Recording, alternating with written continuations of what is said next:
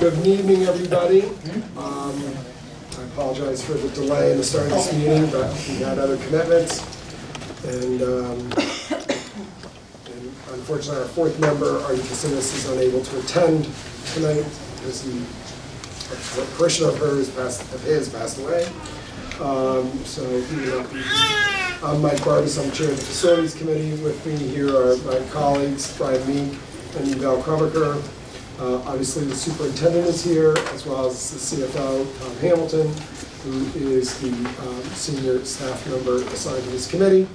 Our guest speaker this evening, most of you will recognize, is John Ireland from the architecture firm Silver Petroselli, who has been with us since the very beginning on the facility study. And also in the audience are board members Shirley Roseby and Cheryl Harris, and Alan Lowe from the city, head of facilities for the city, as well as, I guess, his different job titles, Ralph Valancisi, including cameraman. Yes, and tonight. All of you probably also know Brenda Williams. So we'll get started here. And I think we're Bill, sorry.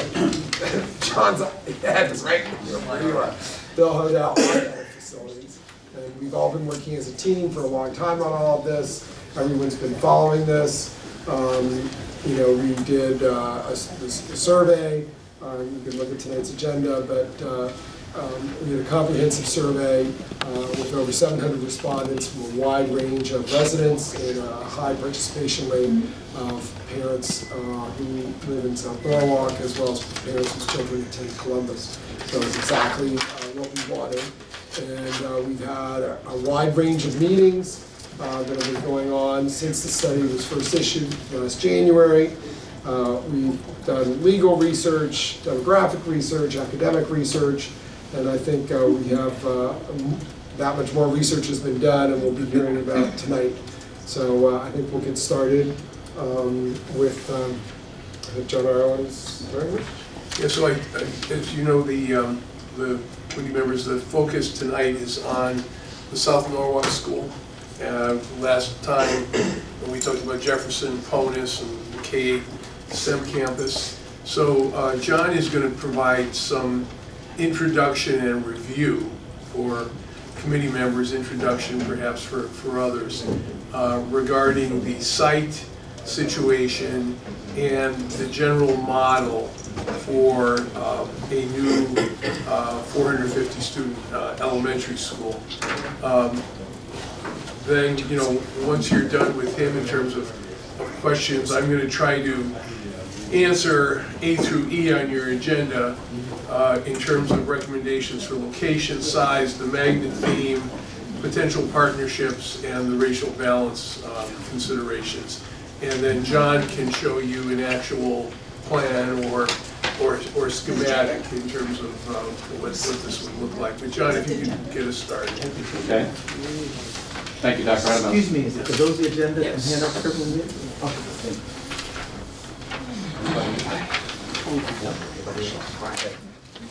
you. May I? I don't know how many there are here. Many, we can share.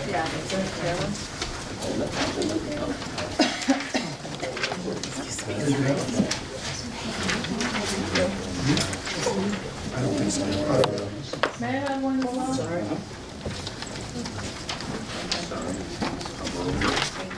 Okay. One more. Okay.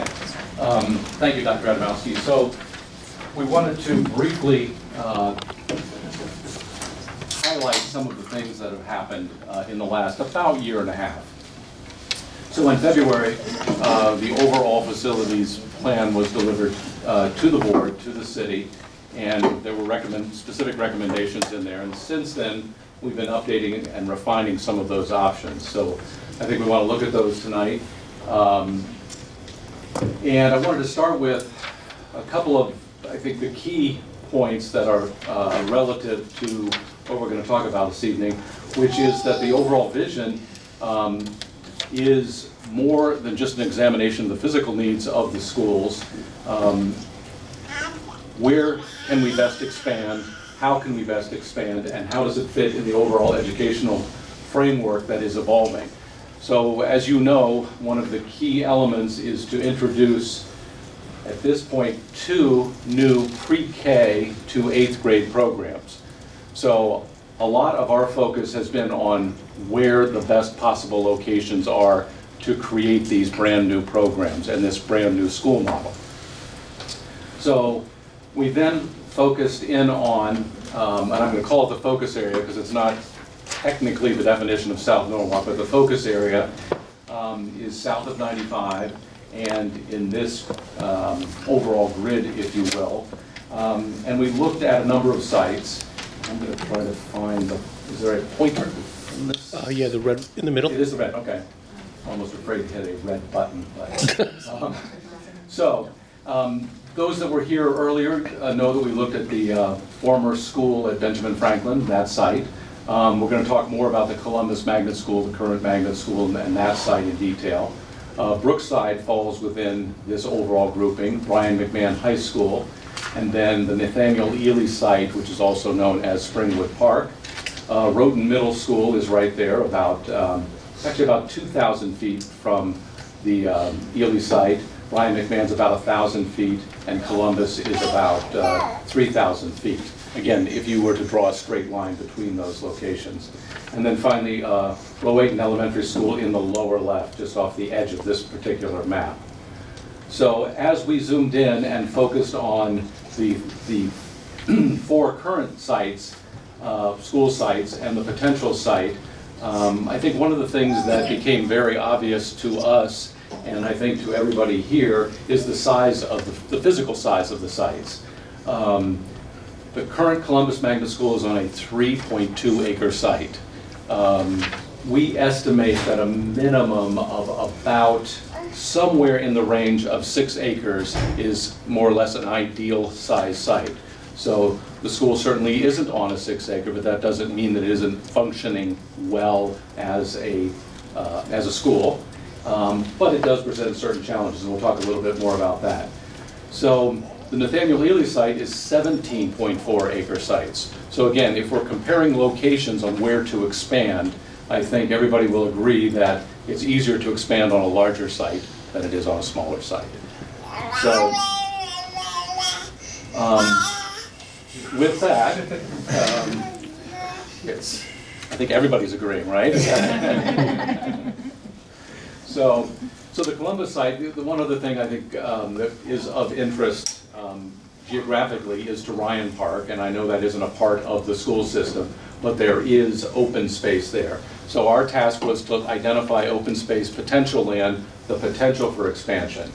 The next thing as we started to look in more detail is at the topography, or the ups and downs, if you will, of the site. And right here on the Columbus site, that very dark graphic is rock. It is an outcropping. Those that know the site know that physically you can see the rock.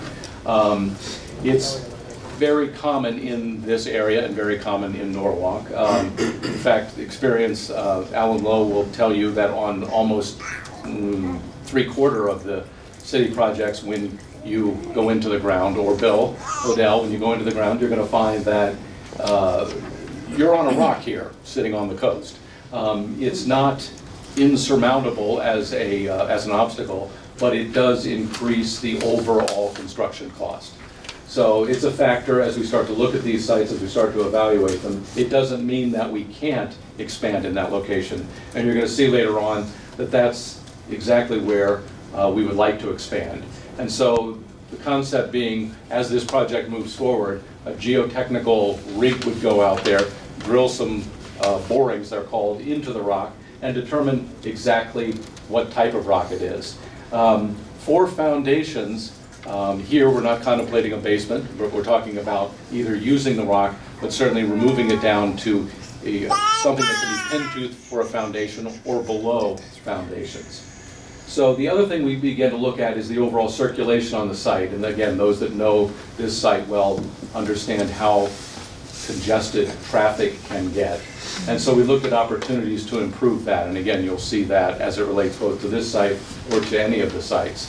And in the ideal concept, as we created these, we want to separate the buses from the vehicular traffic.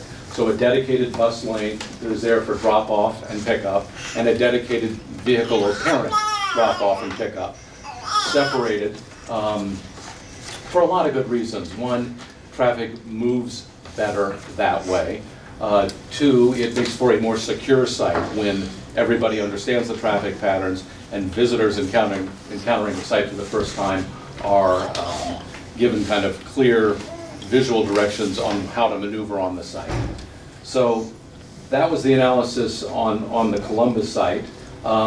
We then looked at the Nathaniel Le Site and the existing school, so we'll start with that. The current school is right here, and it would remain. It's in relatively good shape overall. It was built in the, and here I'm going to struggle for a minute, I believe the late 60s? No. 58. Close, but 58, so 1958. Very well-built building, very well maintained. Has been improved in the last about 10 years or so? 2006, about 10 years ago, with elevator, conditioning, air conditioning, et cetera, and some interior improvements. So again, the vision is that that would remain. However, there is a temporary building. In fact, it doesn't show on the current city map. There is a modular building or a portable building there. The idea is that that would be removed, as would some of this grade. Again, we're starting to see the dense contours here, the dense lines that represent a change in elevation. So the concept is to remove that and to remove this grade or this topography here, which will allow and open the site. So again, those that know the site, this is a high point, and then it begins to step down all the way to a low point somewhere over on this side of the site. So this again, steep topography, current tennis court and current basketball court, and we'll look at that in a minute in more detail. And in between it again is another mound of topography or grade. The thinking there is that that could be removed. There are two theories on what that is. It is either material that was deposited there in some of the improvements on the site, or it's in fact another rock outcropping. Either way, the concept is it could be removed. As we work our way north on this site, so on the 17.4 acre site, there is a wetlands that's been identified here. It's about a half an acre of wetlands. The quality, and I know that's a strange word when we talk about wetlands, but the quality of the wetlands has not been determined. There has not been a stormwater analysis done of that. It is simply identified on the map. It is on the city records. It is on the state data. And again, those that know the site know that on either side, both edges of this wetland are developed, in fact, fairly fully developed. And there are pipes entering on one side and pipes exiting, stormwater pipes exiting on the other side of the site.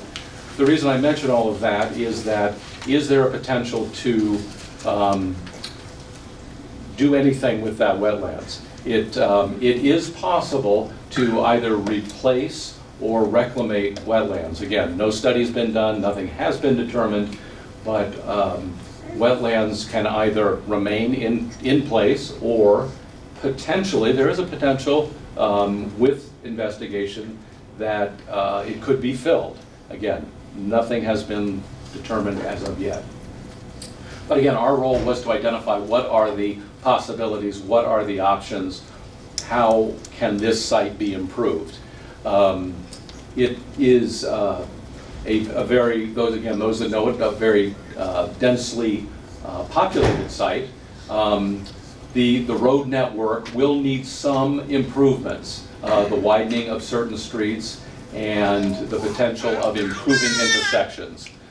So again, our role was to identify the opportunity to expand the site. So as the site exists today, there are open space here. It is a ball field. The tennis courts, the basketball court are also classified as open space. And the proposal to put a school on this site, separate from the existing school, is where we headed in the recommendation back in February, and then again the focus of this evening's discussion. So, Dr. Adamowski, I don't know if you want me to pause there or go right into options. Yeah, let me just see if board members have any questions. Okay. So, as we look at sites, and then as we begin to develop options and building layouts, one of the first things we look at are the state space standards. And they are a method of determining an allowable square footage. The state has, through the school construction grant process, said that we want to limit the square footage that we will pay for, is really what this boils down to. So we've looked at this in two ways, as a pre-K-8 school with 462 students, and then as a pre-K-5 school with 450 students. And so working through the state space standards, there are two different sizes there. The pre-K-8 is 63,500 square feet here, based on the 462. And based on the age of the children, if you can see it, the overall square footage per student increases as the children get older. They require more space. So again, this, I'm going to call it a rather antique formula, but it is the only formula that we have from the state to evaluate school square foot and school standards. Conversely, even though the numbers are very close in the student population, 462 versus the 450, it is based on a younger or smaller scale, I guess, population, and therefore the square footage of that school is 56,100. So, again, our role is to identify for you where the limits are within the overall framework of seeking state reimbursement. Again, all of this is focused on the school reimbursement process. Eventually, ultimately, the city will apply as the local educational authority. It's composed of the city and the Board of Ed, will apply to the state for grant money. And there are really, briefly, two avenues of funding. One is through the Department of Administrative Services, and the second is through the Department of Education. So our focus generally is on the Department of Administrative Services because that's focused on the school construction. So our next step is to look at what does this lay out physically. So we create that diagram into physical spaces. And again, on the left is the pre-K-8, on the right is the pre-K-5. And those are presented to you in about identical scales. And the scale of the building is presented there, if you will, even though it's a diagram. So there's some differences. The pre-K-8 includes now an auditorium versus the pre-K-5, which does not include an auditorium. Instead, the pre-K-5 uses the gym as the potential auditorium and creates a platform. It's sometimes called a stage, but technically it's a platform, but a performance stage at the end of the gym. So that's one of the big differences between the two plans. Believe it or not, in these two models, the number of classrooms are almost identical when you count the core classrooms. But then we add some additional classroom. There is a technology classroom that is added to the pre-K-8.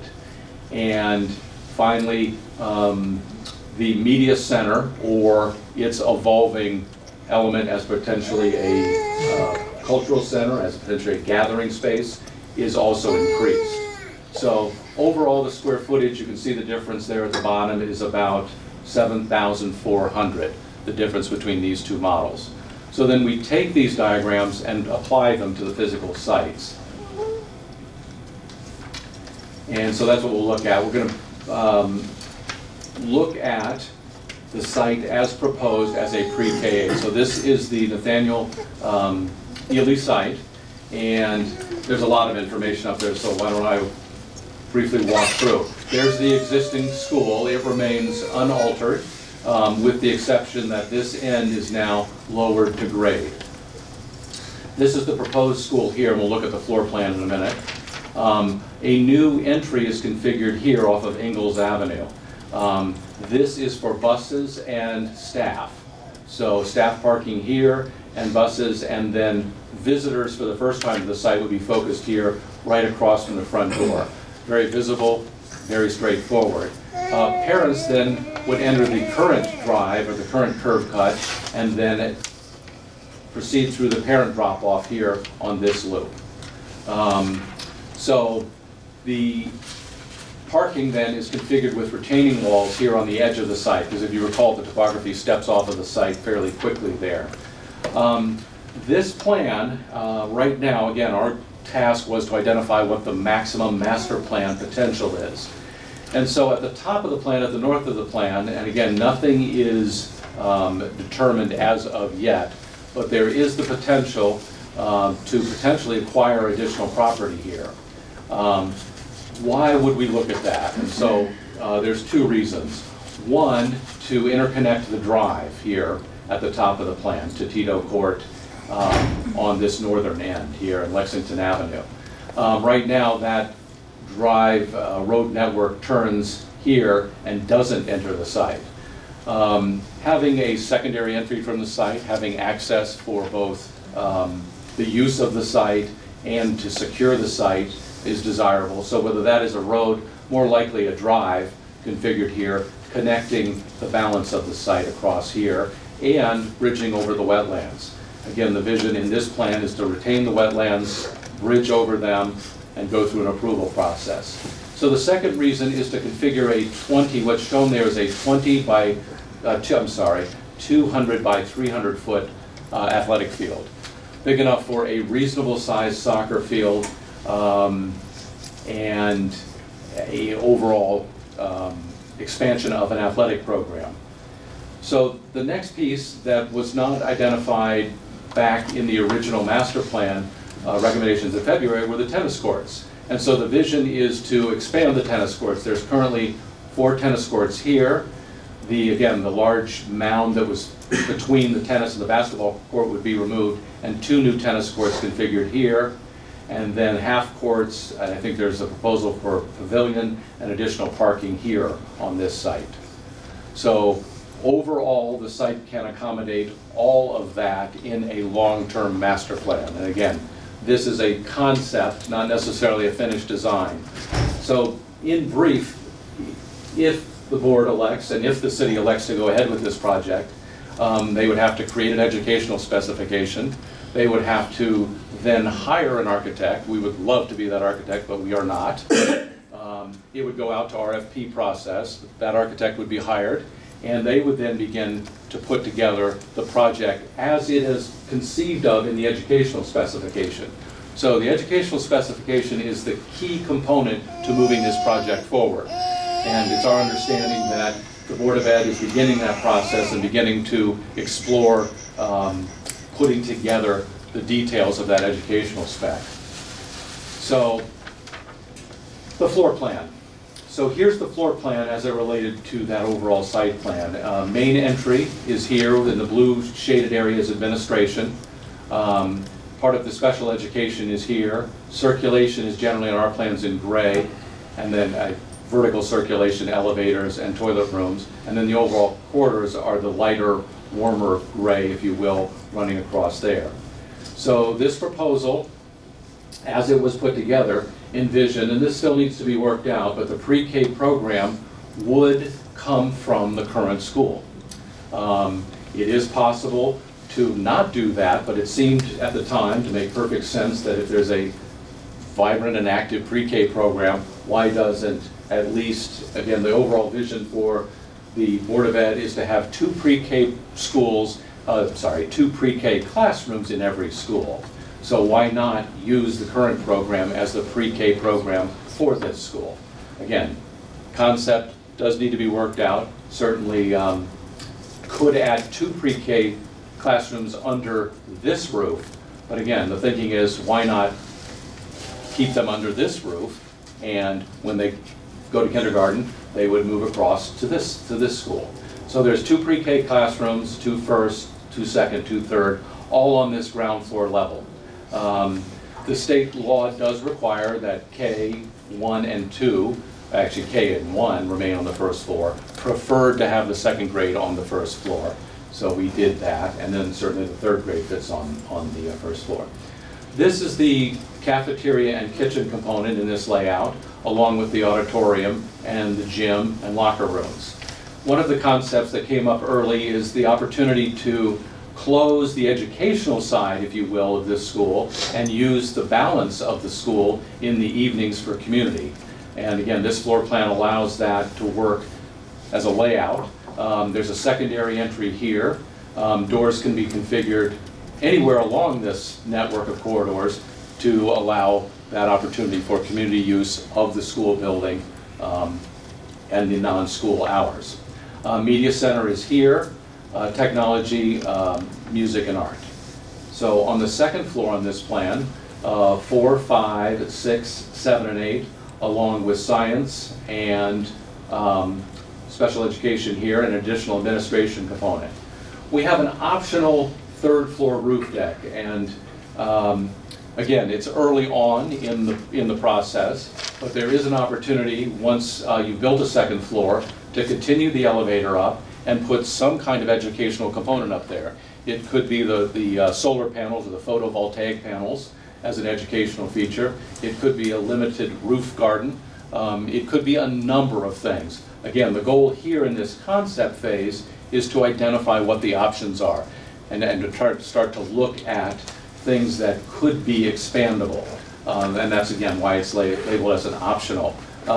There's a strong feeling that 3 floors is too high, and we certainly respect that. But again, is there an opportunity or is there a need to look at roof access for photovoltaic panels, perhaps even wind turbines? Again, they are in their early stage of development, but it is a possibility with the constant motion of the air along the coast to look at generating energy from wind. So again, early in the development of the ed spec, early in the development of the program, but certainly this building could allow those kind of opportunities. So why don't I pause there, because I think I've talked quite enough, and open it up to discussion. Well, I think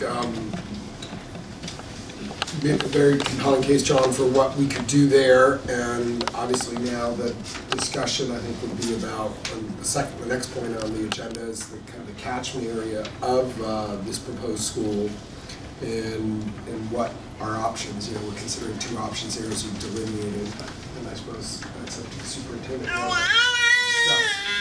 Well, we've been doing a lot of work and research on this, so let me give you some of our thinking at this time. If you could grab one of these, and I'll post it this way. And Tom, if you could assist me in giving these copies out to the members of the public that are here. Right. Thank you. So, on your agenda regarding the recommendations for South Norwalk School, there are 4 or 5 issues that you have touched on in the course of your work. You received public input on, but not fully solidified or confirmed relative to recommendations. So in the recommendations I'm presenting to you tonight, I'm going to try to address those as well as some other things. And you'll notice this sheet is stamped draft on both sides. Obviously, it's draft subject to the committee's decision-making process. But again, this represents our best thinking after considering a number of factors that you have been dealing with. I thought it would be helpful for openers to explicitly state some of our assumptions. Some of these assumptions have been explicit through the course of your work in the last year. Others have been more implicit. And yet others have come to the forefront as things we need to have as goals. So, you know, the first assumption is we need 900 new seats to avoid over-enrollment for our students. And that 450 of those should be provided in South Norwalk, which is the fastest growing area of our city. Second, that the schools in South Norwalk should offer robust intra-district magnet programs necessary to achieve racial balance guidelines of the State Board of Education. And again, I think this was a learning through our exploration and due diligence of looking at this issue throughout the city. Schools should be planned in a manner to eliminate unassigned status of students. We should not have any unassigned students, and reduce busing. Fourth, the opportunity of a new school in South Norwalk should be used to raise the bar for the education of Norwalk students. In other words, we need to do our best work here, have our most robust plans, have things that we are not currently doing that bring us to a new level educationally in our city. And that whenever one builds a new school, you have that potential. And it is a shame not to take advantage of it, because we will not have this opportunity again for 50 years. Fifth, current assets and community preferences as expressed at the public forums you've held and through stakeholder surveys that who reviewed with you at your last meeting should influence and shape our recommendations for a school in South Norwalk and the district as a whole. If there was a sixth assumption here, it would be that any school constructed should meet LEED environmental standards.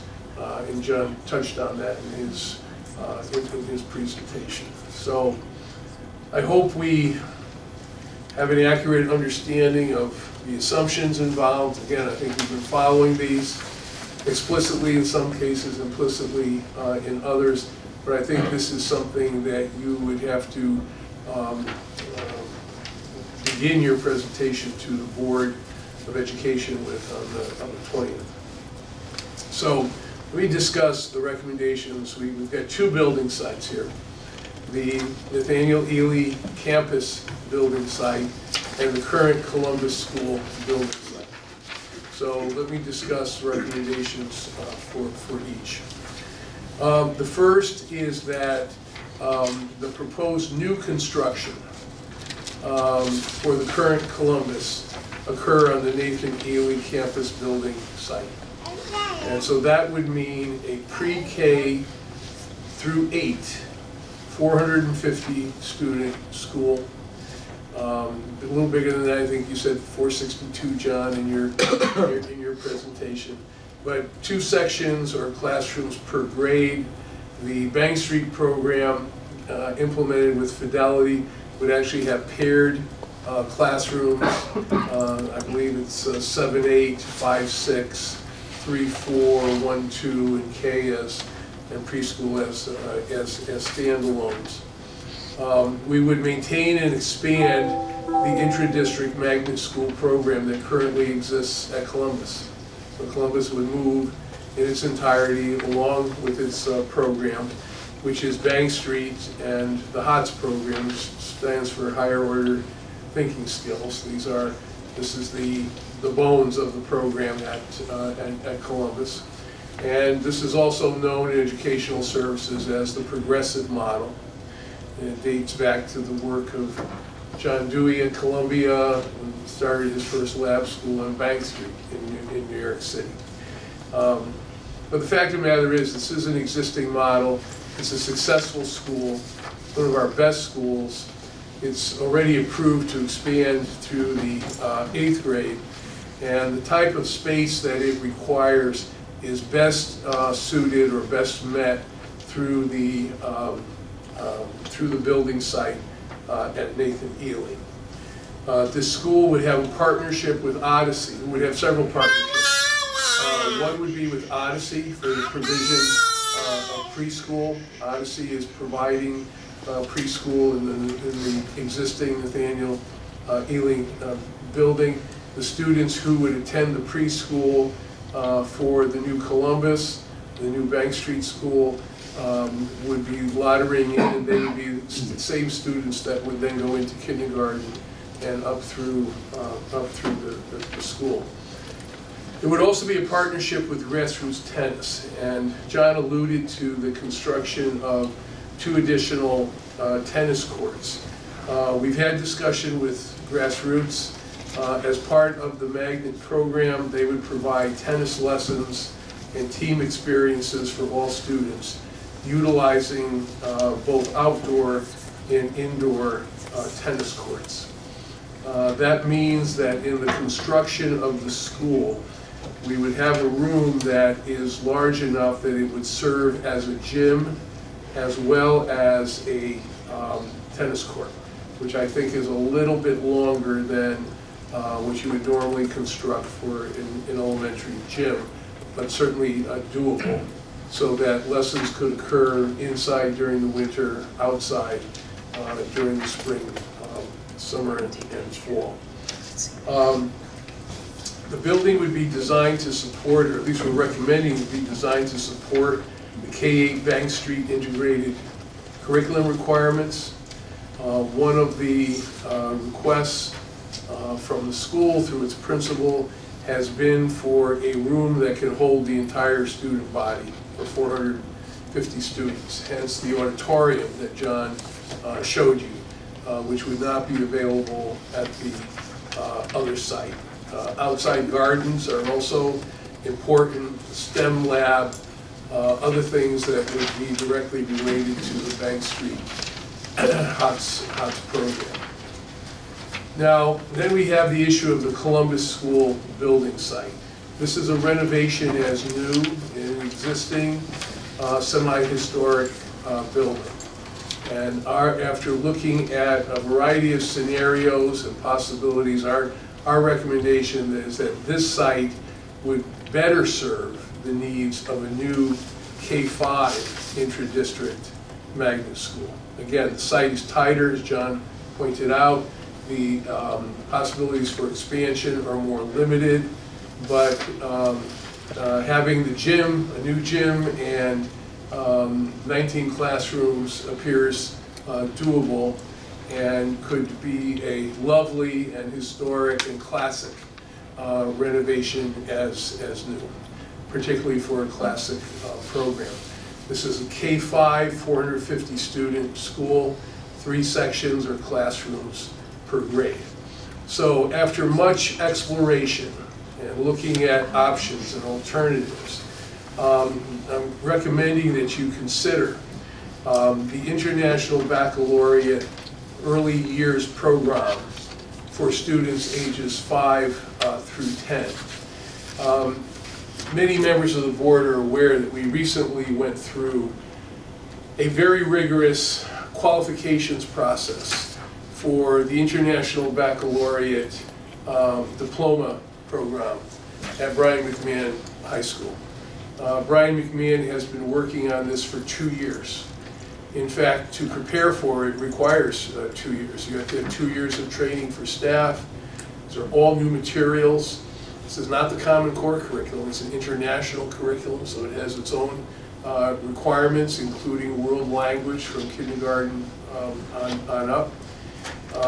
And it appears that Brian McMahon will be successful, and the next school year, the 17-18 school year, we will start offering diploma courses to 11th graders and then to 12th graders the year after that. The way the IB International or IB World program is organized, there is a early years program that can be eligible for children 3 through 10. There is a middle years program that is grade 6 through grade 10, and then the diploma program for grades 11 and 12. Our due diligence suggests, and we've had conversations now with the folks from IB World, some of whom were present when we met with them for the Brian McMahon program approval, that the process for qualifying and certifying in early years International Baccalaureate School would be about the same as for the diploma program at the high school. We would need a minimum of 2 years lead time. We would need to select a principal and the staff from within those among our staff who are willing to step up for this. There would be 2 years of training for teachers. We would have to equip the school with all new materials, because IB has its own textbooks, its own materials, its own supports relative to the international curriculum, but certainly doable and actually conforming to a construction period for the school.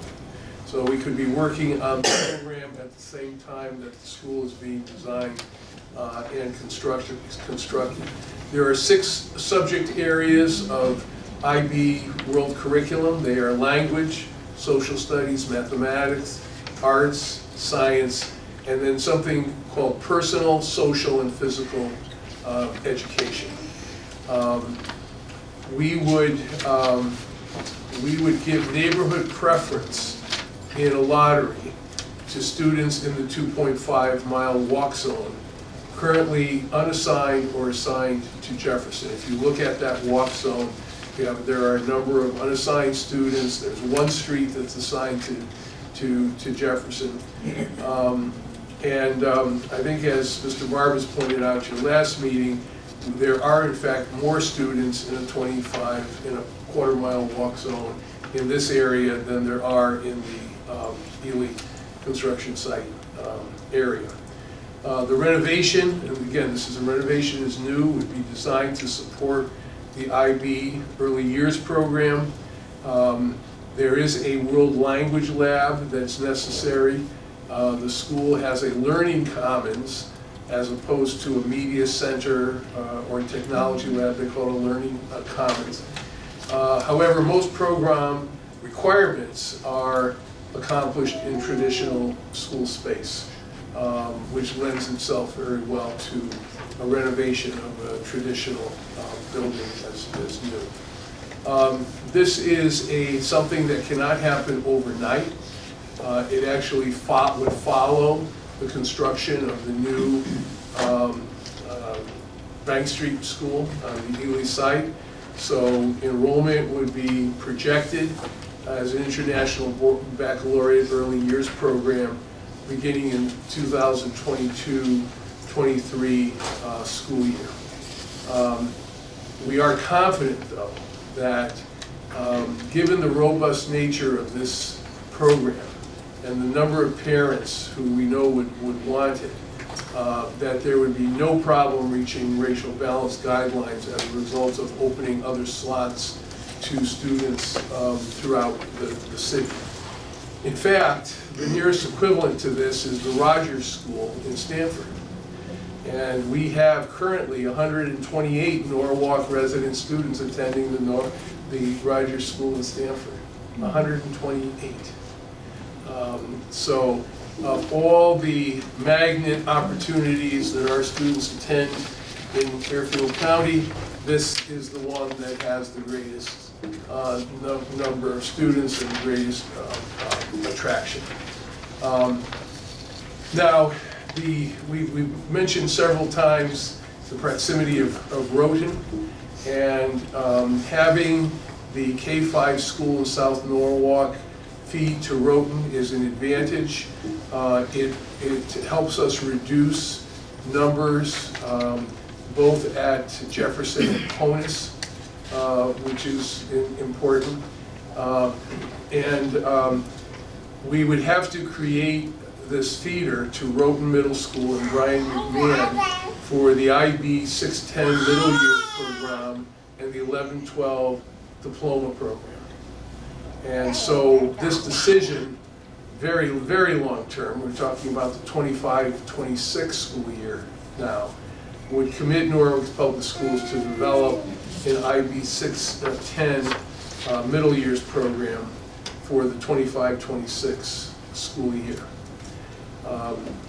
This is about as far out, I think, as we can and should think, but we can see a path forward here to raise the bar and create something for Norwalk families that they have been seeking outside the district up to this point.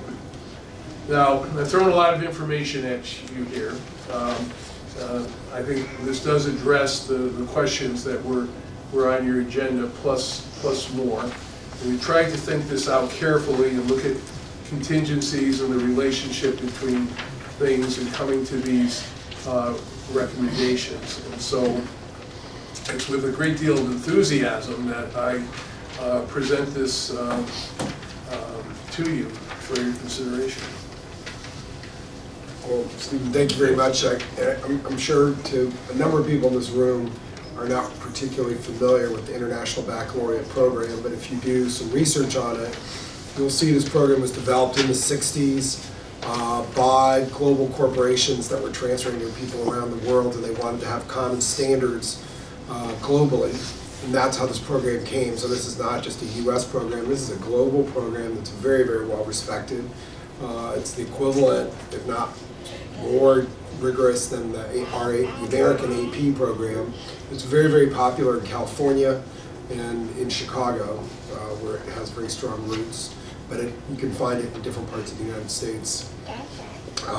But those are the places where it's really concentrated.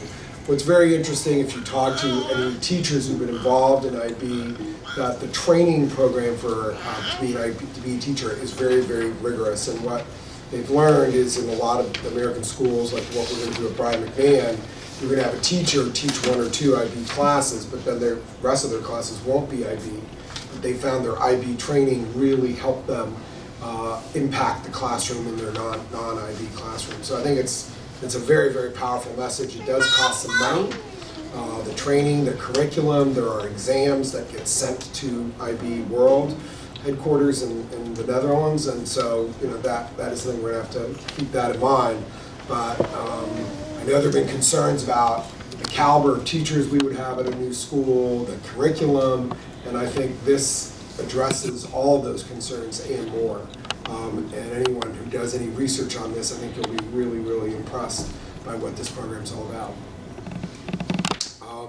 So one other aside, John mentioned a portable building on the Lilly site. That is currently the offices of grassroots tennis, and in the design for the new school, grassroots tennis would have its offices in the school.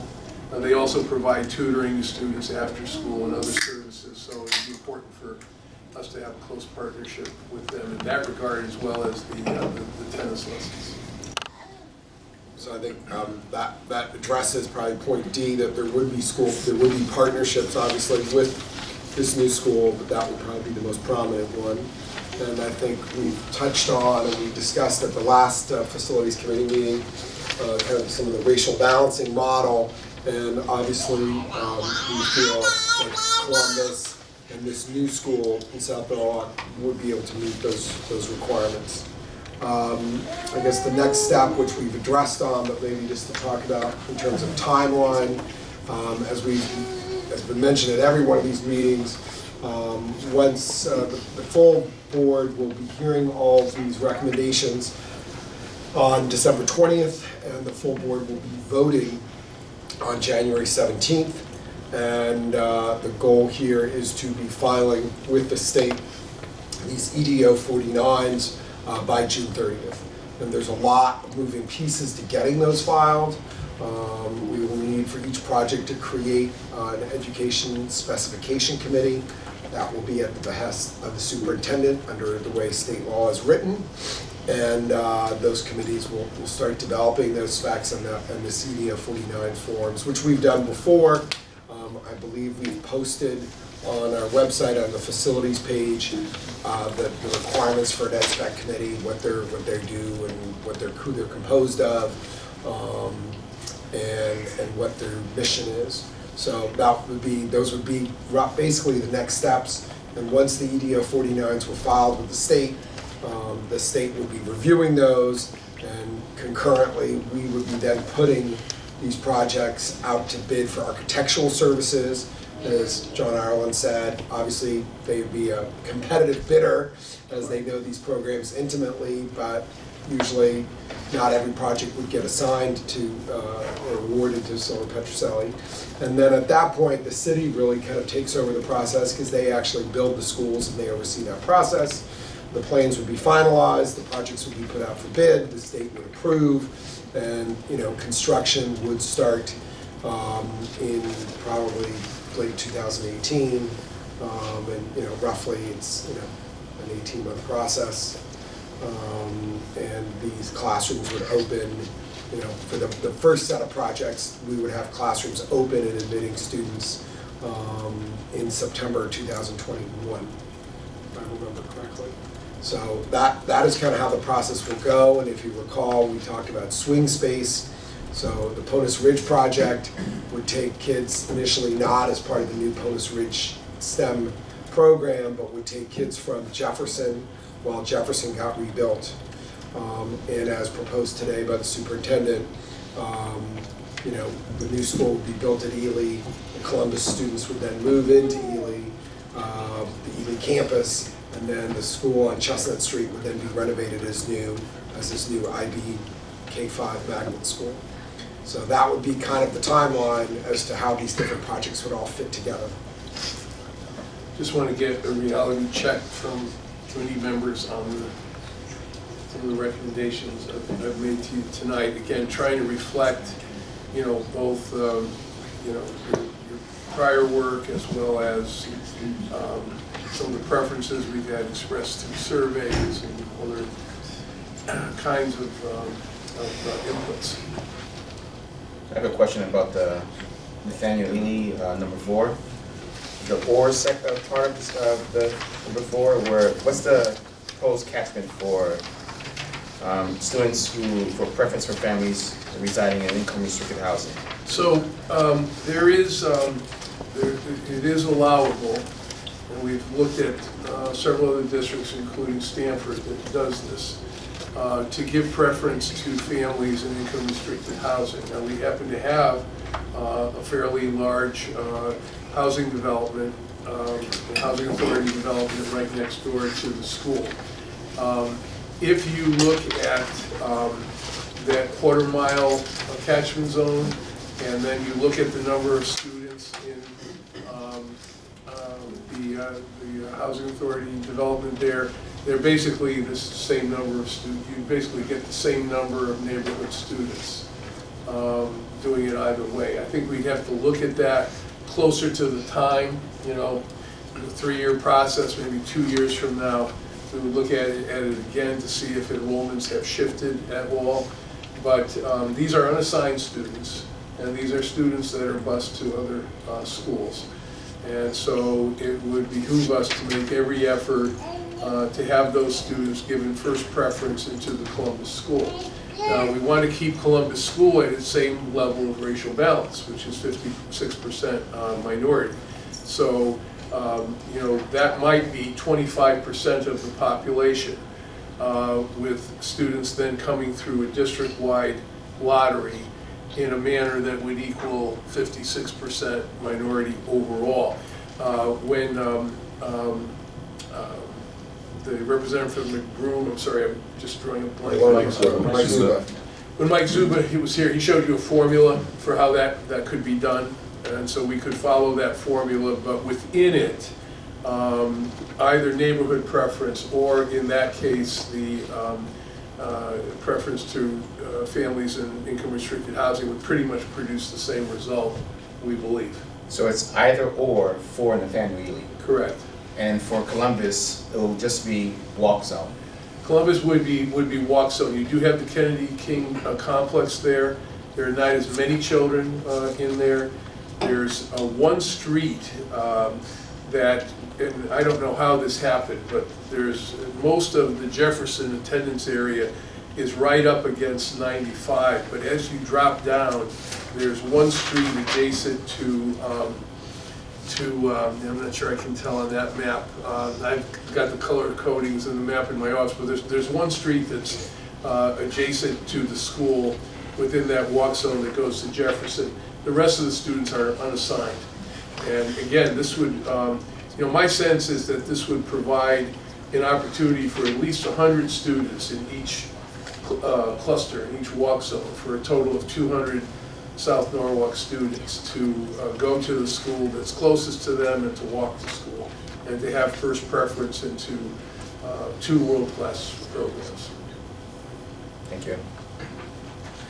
Stephen, I would just say, it's unescapable the fact we need more capacity, and I'm happy with the strategy you've laid out for us, both building-wise and program-wise. So if you take this in combination with what you have already tentatively determined for Jefferson and Columbus, you do get 900 seats. And the effect of lotterying, of having a lottery for the other students outside of the walk zones will reduce enrollment pressure on all of our schools. I mean, I think that's our primary objective here, is to reduce enrollment pressure, not to over-enroll and have enough room for everyone, and not be at 100 and some odd % capacity as we are currently. And to get rid of the portables. Having the school, having the new K-5 school at the current Columbus site also helps us with the Jefferson issue, because it's really through a combination of that and the STEM magnet on the Ponus campus that we can reduce the Jefferson enrollment down to its intended or original enrollment of 400 in a renovated as new school. So lots of moving parts here, and a lot of our work in considering these issues has been around how do these align, you know, because you can't just do one thing. Everything is connected to everything else, and we can't just meet one objective. We have to meet multiple objectives in this once-in-a-lifetime opportunity. And again, you know, have it be something that elevates our school district for the next 50 years.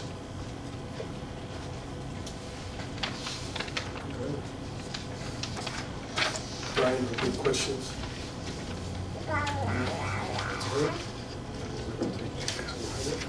Okay, I think John has a little more to share, right? I do. Okay. I did want to take a look at the Columbus site. And so we had made a recommendation back in February for a pre-K-5 pre-section at about 450. So, what's there? And so this was the site diagram. As we looked earlier, the topography here, or the pile of, I shouldn't call it a pile of rocks, but the mound there would be removed. And that's an ideal location for expanding this school. Obviously, we can towards the street. The other concern is connecting this site and creating a through drive, and then either leaving the basketball courts or moving them on the other side of the drive. We've looked at this in two different ways. But there is an opportunity here in the overall parcel to create a drive, and that would allow for potential for a pull-in drop-off and traffic to circulate through the site and not necessarily stack up on the street. So the floor plan allows for that expansion here with a new gymnasium built with the stage element or platform here. And then the cafeteria and kitchen would be renovated. And the media center, or if I'm getting my terminology, the Learning Commons. Thank you, Learning Commons. Learning Commons on the second floor as a mezzanine overlooking the cafeteria, and certainly the cafeteria can be used as a gathering space as well, but a dedicated Learning Commons here on the second floor. So that floor plan works well and fits the educational model and allows for that expanded. And it's about a 7,000 square foot plus or minus addition. And then, as Dr. Adamowski said, the overall building is renovated from top to bottom. So in brief, the renovation process envisions rebuilding this school from its entirety. Everything, electric, mechanical, finishes, certainly reconfiguring, again, when the ed specs put together and the exact sizes and uses of classrooms are put down in that specification, then the building layout is reworked and rethought. We do think that the main entry works well here. In fact, the topography increases to the left, so a level entry. Again, if the drive's extended, a drop-off and a level entry into the school. And similar idea with the secondary entry roughly here, which could allow the gym certainly to be used in the evenings as community use.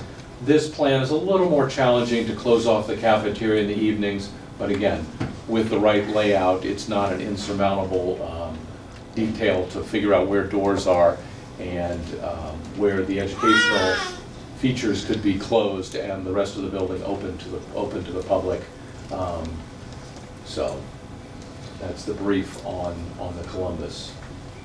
layout. And that is everything. Okay. I don't know if there are any questions from the audience.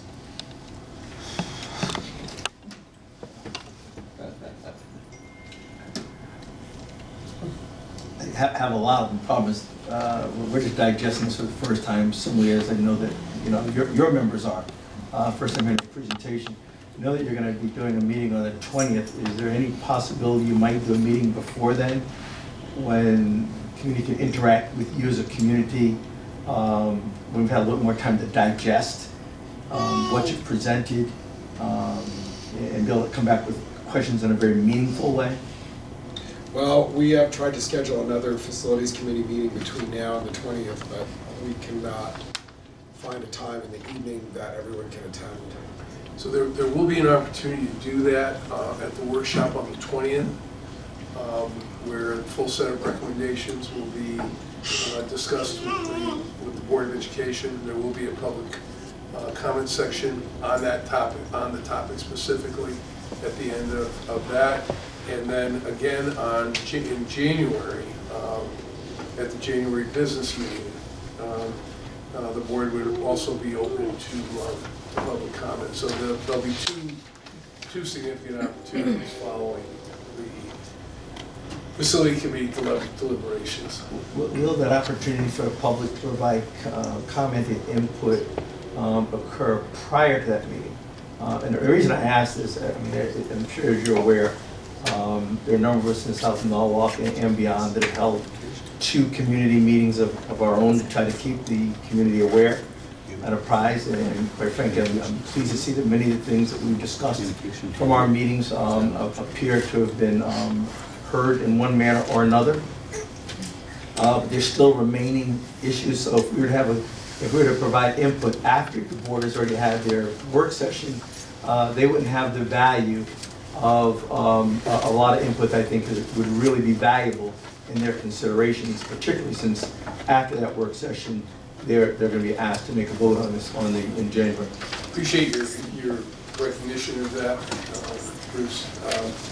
We have looked at your material and tried to address as many of those concerns as possible in framing these recommendations. Again, I'm sure there are others that the committee would consider. Okay, I'm pleased to know they've looked at it. I wasn't aware that they have had anything formal that the committees had to look at. I've tried to address those in my recommendations to the committee. Yeah, I haven't received heard it. that one because. Yeah. I mean, Well, I don't think I've received anything either, but I have seen what has come out of those meetings, and you had a set of questions, you recall that, and tried to address a lot of those questions. all right, well, okay, well, those are nowhere near the entirety for questions, and just quite frankly, legitimately some concerns, and I'll just lay out some of the concerns briefly, although I think I'd rather do it in a more formal way.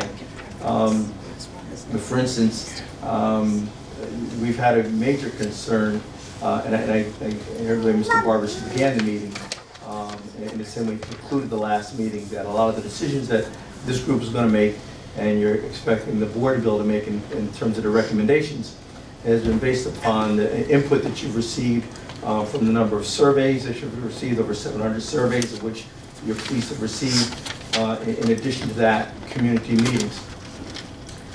Within the meetings that we have held, we actually took the surveys. In fact, one of the board members, Artie Kasimis, was there, so you could verify what I'm about to say.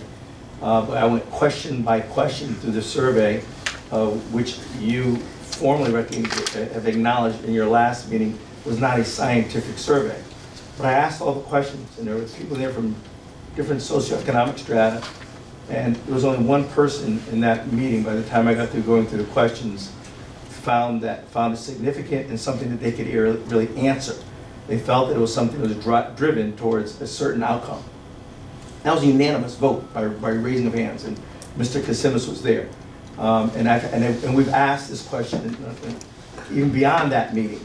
So the concern here is that if you're using that survey as an indicator of of the sentiments of what people in South Norwalk would say that they really want. We've had a different experience. I'm just laying out some of the information I have if I can. Go ahead. In addition to that, the other concern was in terms of meetings. Yes, the committee, the board has had meetings. However, to the knowledge of the people who we've sat and met with in large group, everyone acknowledges and recognizes that the board did meetings earlier in the year around the strategic operating plan and were advertised as such. And consequently, very few people came out because the major marketing tool for that wasn't that, hey, we're concerned about building schools. And the only meetings that were actually held, to our knowledge, specifically saying, listen, this is going to be about schools and modern schools for the future, was the meeting was held on October 26th. And that one predominantly dealt with the school in South Norwalk, whereas in the last couple of meetings, you've acknowledged, and I've even restated over and over again, one piece affects everything. Whatever you do to one school and whatever plan, it affects the entire district. And you can't just make one decision. And from our meetings and the feedback that we would have, and quite frankly, even tonight, there's another one of those nights when a lot of people are down to Stanford because there's another meeting going on in Stanford that has to do with civil rights. Quite frankly, even the meeting was held on October 26th. Maybe you were not aware of it. But that meeting, which was held on a Wednesday, and again, Mr. Kasimis was there, I actually asked the question, this is, how many people know what the challenge may be for having a meeting in South Norwalk on a Wednesday? And everyone unanimously said, you don't do a meeting in South Norwalk on a Wednesday if you expect people to show up, because it's Bible study night in almost all of South Norwalk. So it's something that you are probably well intended to use as a tool to kind of get feedback. What I'm trying to share with you is not something that even in my history, and you know, I've had 17 and a half years of history with the Norwalk Public Schools as an employee, almost another 15 years prior to that. And it was commonly known that if you really want to get feedback from people in South Norwalk, even from the central core of South Norwalk, you don't do it on a Wednesday night. So I share that with you because you said that you're using those meetings, that survey, as an indicator of real public sentiment as to what direction you should go in. I would further that with a request that we've pretty much been taking a look at. We really consider that what you do to one school affects all, and particularly because of the way our district is set with the one-way busing. We've been advancing. We know that the idea has been rejected, but I at least want to take a look at the factually, what I've looked at based on, since we've been reviewing this. The urgency of one of the factors that you said we need to hurry and do this is because of our over-enrollment. And we've all heard that. If you recall, last time I was here, I asked a question that was around a couple of years of what those enrollment figures would look at. I think Mr. Barbas, at least he had posted an enrollment projection that went through the years all the way through, if I can look it up real quickly here. 2025, 26. Yeah, 25, 26, which I appreciate because now I was able to go year by year, and he actually spelled out the year in which we could first expect kids to attend one of these schools that we're building. And you said that September of 2021 would be the first time that would happen. So, because something we've been advancing is why don't we really take a look, pause and really take a real good look at this, what we could do for the entire district. Because from some of our views, some of us as community people, our view this isn't just about a school in South Norwalk or one at in Ponus. There were other options that were even available, but it's a larger view of what we could do for our district. But the question came back is if it's about enrollment, and if that's the reason we need to make an urgent decision, and that we can't go slower to make certain we've got full impact and import from everyone, whereas Dr. Adamowski has given his recommendation of what a magnet school will be. Right now you're limited to that as what the program might be. And the community and a lot of other professionals may have come back with a better model or something that more people have bought into. But if I take a look at the year 2021-22, based on the numbers that you had indicated, for K through 12, the total enrollment at that point was 11,301. The following year was 11,296. So we actually, just for that one period of time, we actually went down. The enrollment, yeah, we actually went down from, and that's K through 12 totals. But if you go forward and look at K through 5, the K through 5 total went from 5,042 to 5,094.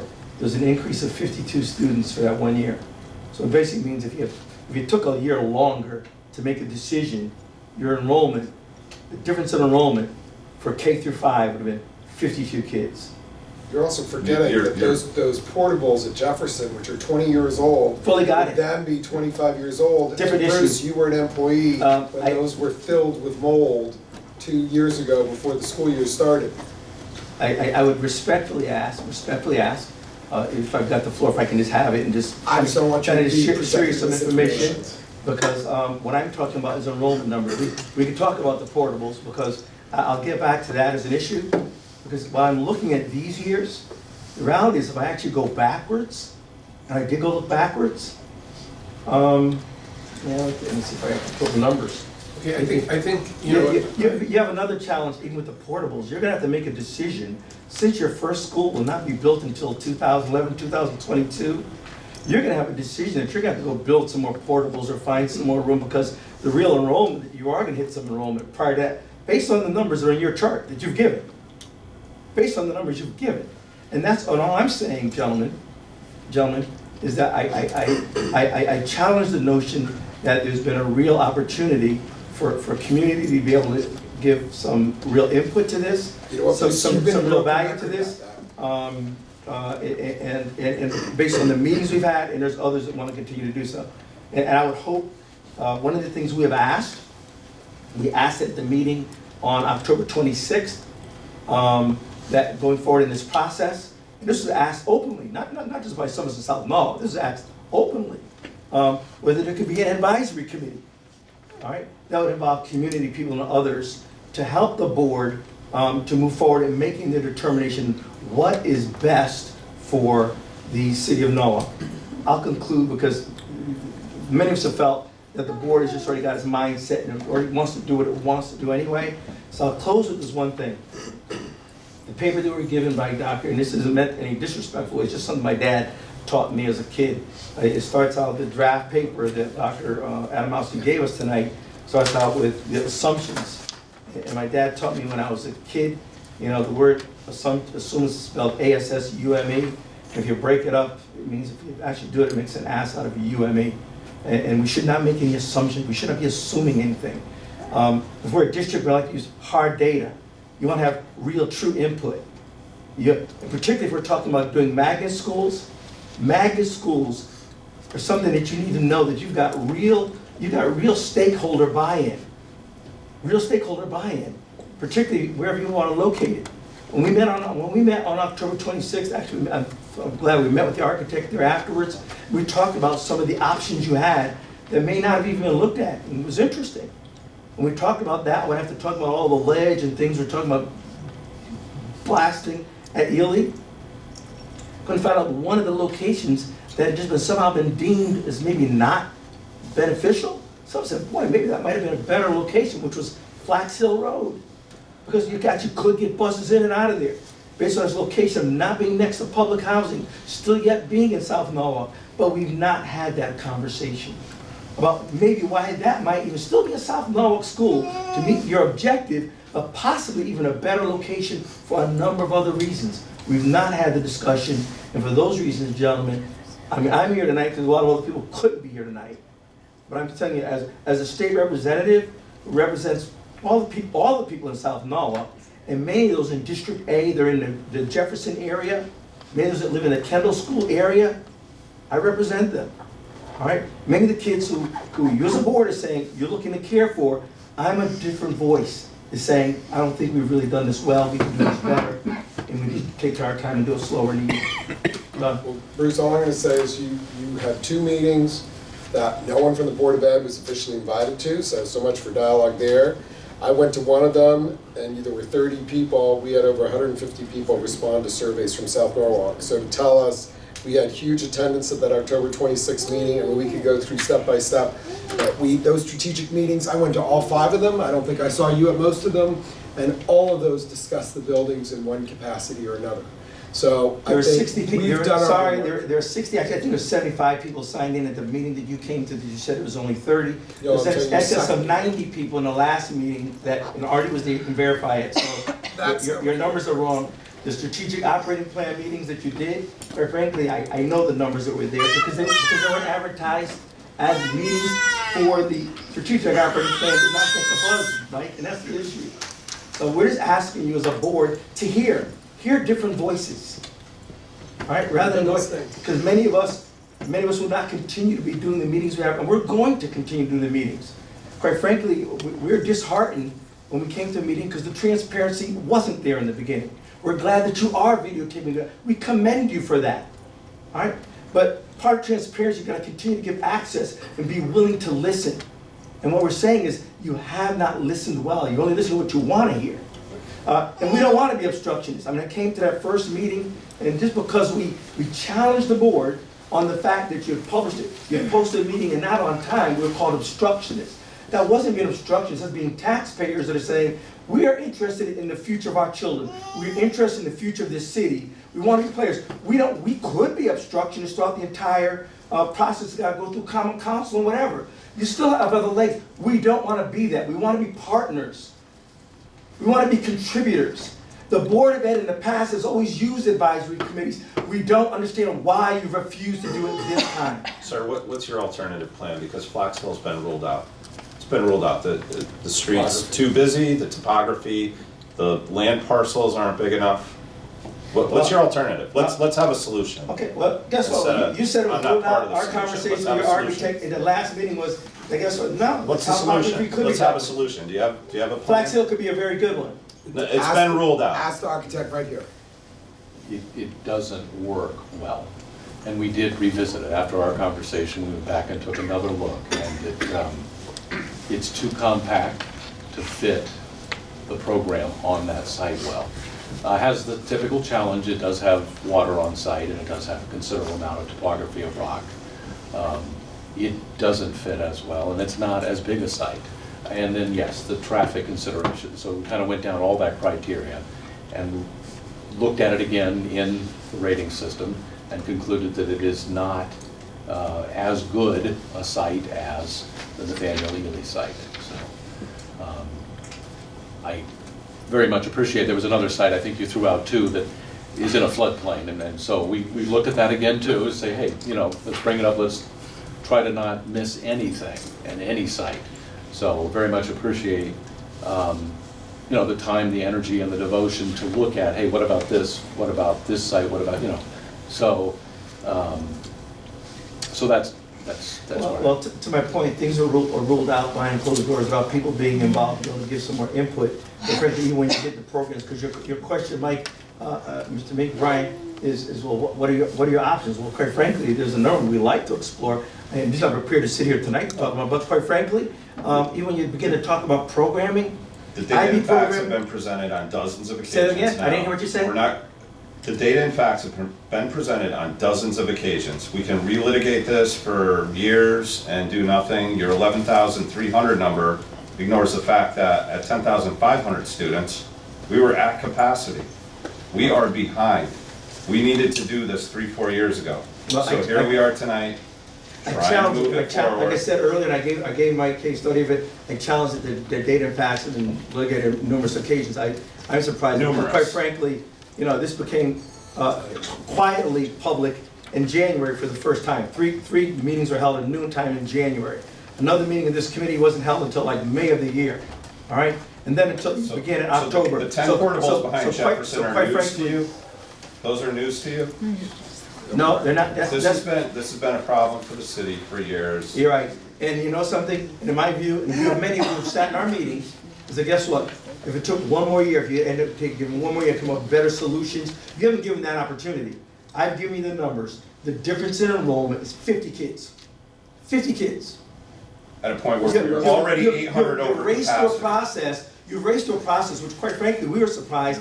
We didn't even know that this process really began even a year beforehand, quietly. So I'm not gonna go back and forth.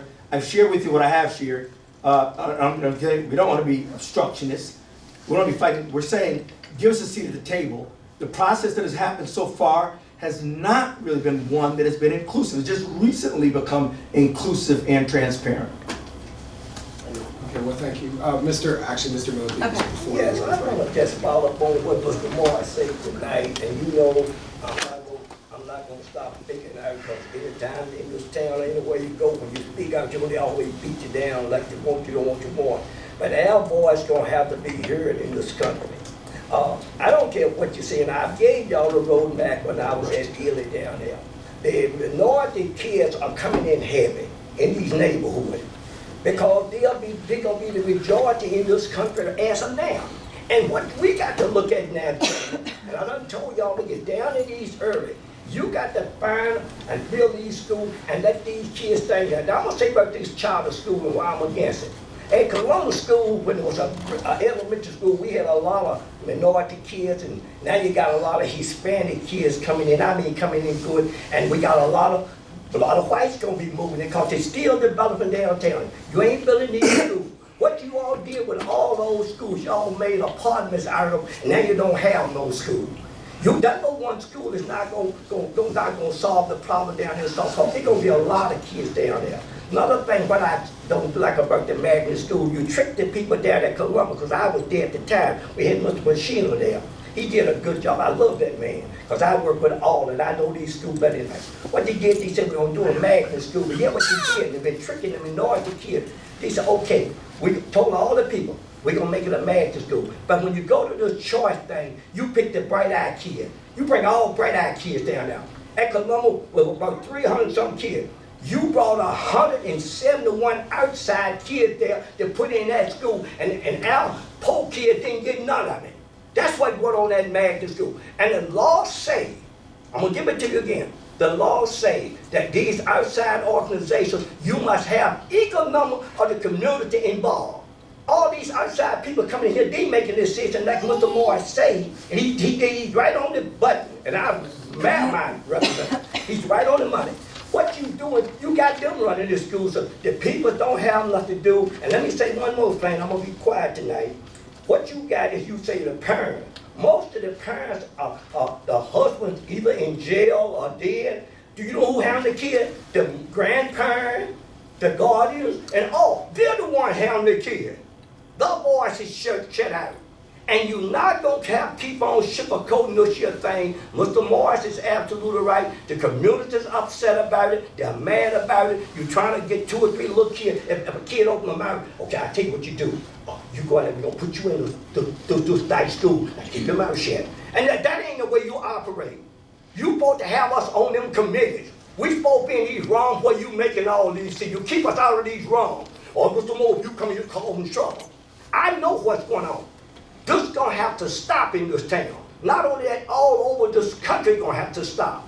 We're going to have to, what you call with diversity, come and listen to us, as Mr. Moore said.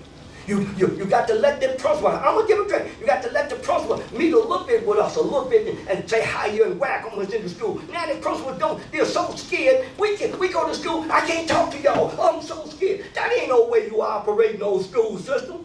They should come in and just say, Lee, how you doing, and hug. The principal used to hug us. They can't hug us no more. Oh, I can't. Oh, I'm scared. This is wrong what y'all doing. And I'm gonna warn you. I'm gonna warn you. If you all don't straighten it out, you're gonna have a war in this country. Oh Lord, have mercy. These people gonna rise up. You see what happened in the election.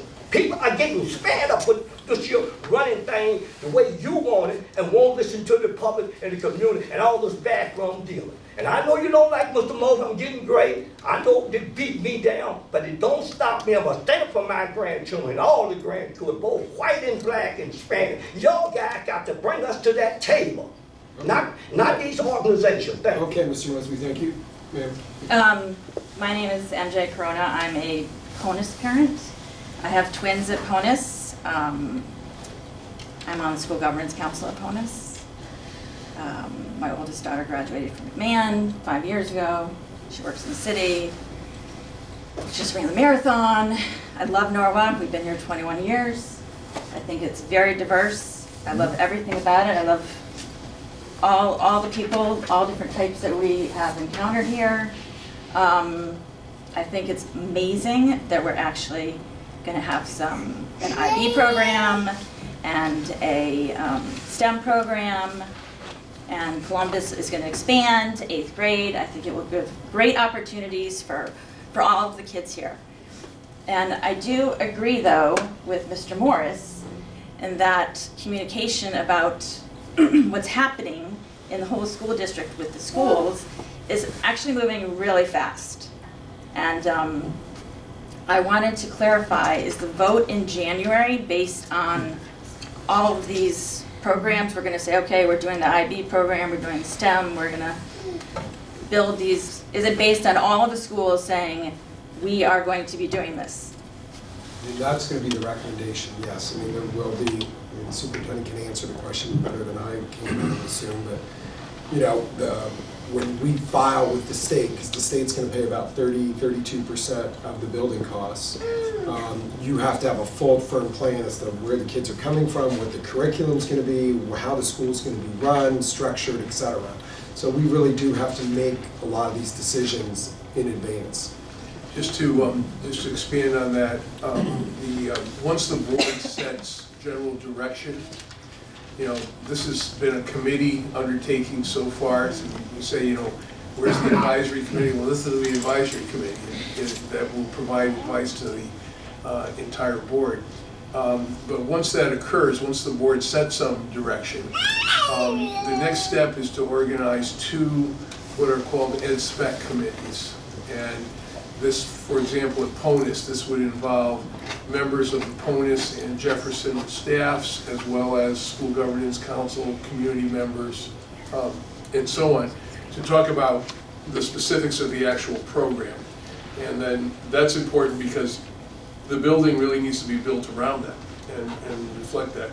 Similarly, in South Norwalk, we would have, if the board were to decide as recommended that the Lilly site is the site for the new Columbus school, we would have the principal and staff at Columbus, school governance council members, but also community members from the area around Lilly. We've already made commitments to several people there, including the Tenants Association president and others. And again, this is kind of like the how, you know, given the program, what should the building look like? Given the community concerns to use the building as a community center, you know, what does that look like? So that the architects in the design phase have some direction around what they're actually going to design. But So, I really think that there should be some community input into, you know, what is happening, if there are questions, we don't have a lot of time to clarify what's going on. For example, I'm not sure if Fox Run is now going to be redistricted to West Rocks or to Roten. This has not been communicated to the, you know, to people. No, Fox Run goes to PONUS. Yes. There is a possibility, and again, I don't think we would be able to deal with this for a couple of years because things may shift. But there have been some suggestions from PONUS, from Fox Run parents, that given the equidistance to PONUS and to West Rocks, that parents might have their choice of those 2 schools, but it would not be Roten. And I'm just saying, there just needs to be, like, if you're going to be doing these magnet schools, people need to know what the choices are. You know, if, Yeah, and I absolutely. think in South Norwalk, Well, I think it's trying I to think get. the choices are fantastic. Well, I think it's trying to they're get to the great point programs. where we have something to say that the board agrees with in terms of general direction that we're trying to get to now. Right, which is great. However, the time frame from everyone come December 20th and have everything clarified to we're voting at the next Board of Ed meeting during the holidays is very challenging for community members. That's all I'm saying, you know, as a parent, and to have some input into it. And as a member of a school governance council, I thought that we would have heard a little earlier about, you know, this is a decision that's happening in a month, and nothing was sent to, you know, I just think it's very fast, and I'm hearing a lot of feedback in the communities of Ponus and West Norwalk about this. So it's just timing. So I'm not sure if it has to be done in January or if we can. Well, this all backs up from the June date that is set by the state for the board to approve the ed specs. This is the EDO 49 that was mentioned earlier, and the city to approve funding. And that has to be done by the state's schedule in order for the bond commission in December to deal with the 30% or 32% reimbursement that the city is eligible for. If we can't meet the June deadline, we must go another. So when do we have to vote by? When does the Board of Ed actually have to vote on? I think their regular meeting is the third Tuesday in January. That's when they should vote. If they took a little longer, we could probably still meet the deadline. But there's an extensive city process. Right, we have a city capital budget process as well, which is an extensive process that starts essentially January 1st and runs through to April 15th. Right. And one of the requirements that the superintendent mentioned that the state needs to see by June 30th, that has to be in place in order for us to submit an application to get in funding for this upcoming cycle beginning next year, is there has to be a local appropriation in place for the project. So that local appropriation would get in place through the capital budget. And so the capital budget submission comes out, we need to make our submission in January because the finance director of the city submits by charter a capital budget recommendation by, I believe, February 1st. And I just think this is a then it very goes from big there. decision to be made so fast. So if it is the 17th, if that's what the board wants to vote on, there should definitely be something before then. Yes. Something where there can be public, something. Because I just don't think it's really fair to community members who are being affected. I mean, I think all the changes are fantastic, but there are issues, that people do have. Yeah, I mean, I don't think every potential issue can or should, or there shouldn't be any expectation that every single issue is going to be resolved in January. This is really the beginning of the process. It sets up the ability to say, yes, funds are available to proceed with this project, but it's that Ed Specs committee process that the superintendent referred to that is working for a That won't be voted on. multi-month period. What gets submitted to the city is just a amount of money that's being requested. Ultimately, the actual program itself is set by the approval of Ed Specs, and the Ed Specs committee should be meeting presumably starting sometime in January. Those Ed Specs have to also be filed with the state by June 30th, so they would have to be approved by our Board of Education before June 30th. But there is there's a window there between January and May. It's just the facility information. It doesn't have to do with the actual educational Right, the specifications. deadline for that is the end of June. I still think there should be something else for the public to talk about. Joe? Thank you. Dr. Adamowski, I wanted to thank you publicly for coming to Ponus yesterday to unveil the plans to the staff. But that was the first time staff heard about it in detail. To echo some of what's been said, this is moving very quickly. And I think what needs to really be fleshed out from your end to our end, I spent my whole day, and I could show you the emails. I have over 117 emails from staff members who are like, we just lost Fox Run. That's what it sounded like Dr. Adamowski said. What's gonna happen here? What happens to specials? Where are the special ed rooms? Where are all these things? So I think for the people who are not in the school, I understand. I've been to coming to these meetings and heard you discuss this since October. I get my head around it. But for a staff member who has you come in or the architect come in, they're like, I don't see family consumer science on the grid. Did my job just get eliminated? And that's where they go. I wanna opt in for STEM. That's great. What's my training look like? And you address some of those things, and I understand that what's coming up in January is not the time to do all of that, but that needs, like, if we're voting on January 17th to approve it, you need to have January 7th at 8:01. Here is the exact plan and how we're gonna lay it out, because there are a lot of people, professional people, not even the parents. I can't speak for any of the parents, but I can tell you that the staff are very, very nervous as to what does this look like. We're getting new buildings. If I don't want to teach STEM, do I get pushed to the elementary level? How do I, I have 19 years in, but maybe I'm not up for STEM. Do I get to pick and go to West Rocks? Does Dr. Moore want me? Does Dr. Moore say no and she gets to pick who she wants? And then do I bounce somebody at Roten? But if Roten's going IB, like all of those things all of a sudden make for a very chaotic situation. So I applaud you, and I know we need space. And Ponus has 2 portables that, if I push on them hard enough, they're falling over. We need the space, we need seats. But we have to be able to, on that meeting, right after the vote goes, yes, let's go for the money, we need to have that plan delineated for the staff and for the parents. And the second part that I have a question for Mr. Barbas, are we really gonna be able to capture 33% from the state? Or are we gonna look to try and get 28, 29 on the reimbursement part?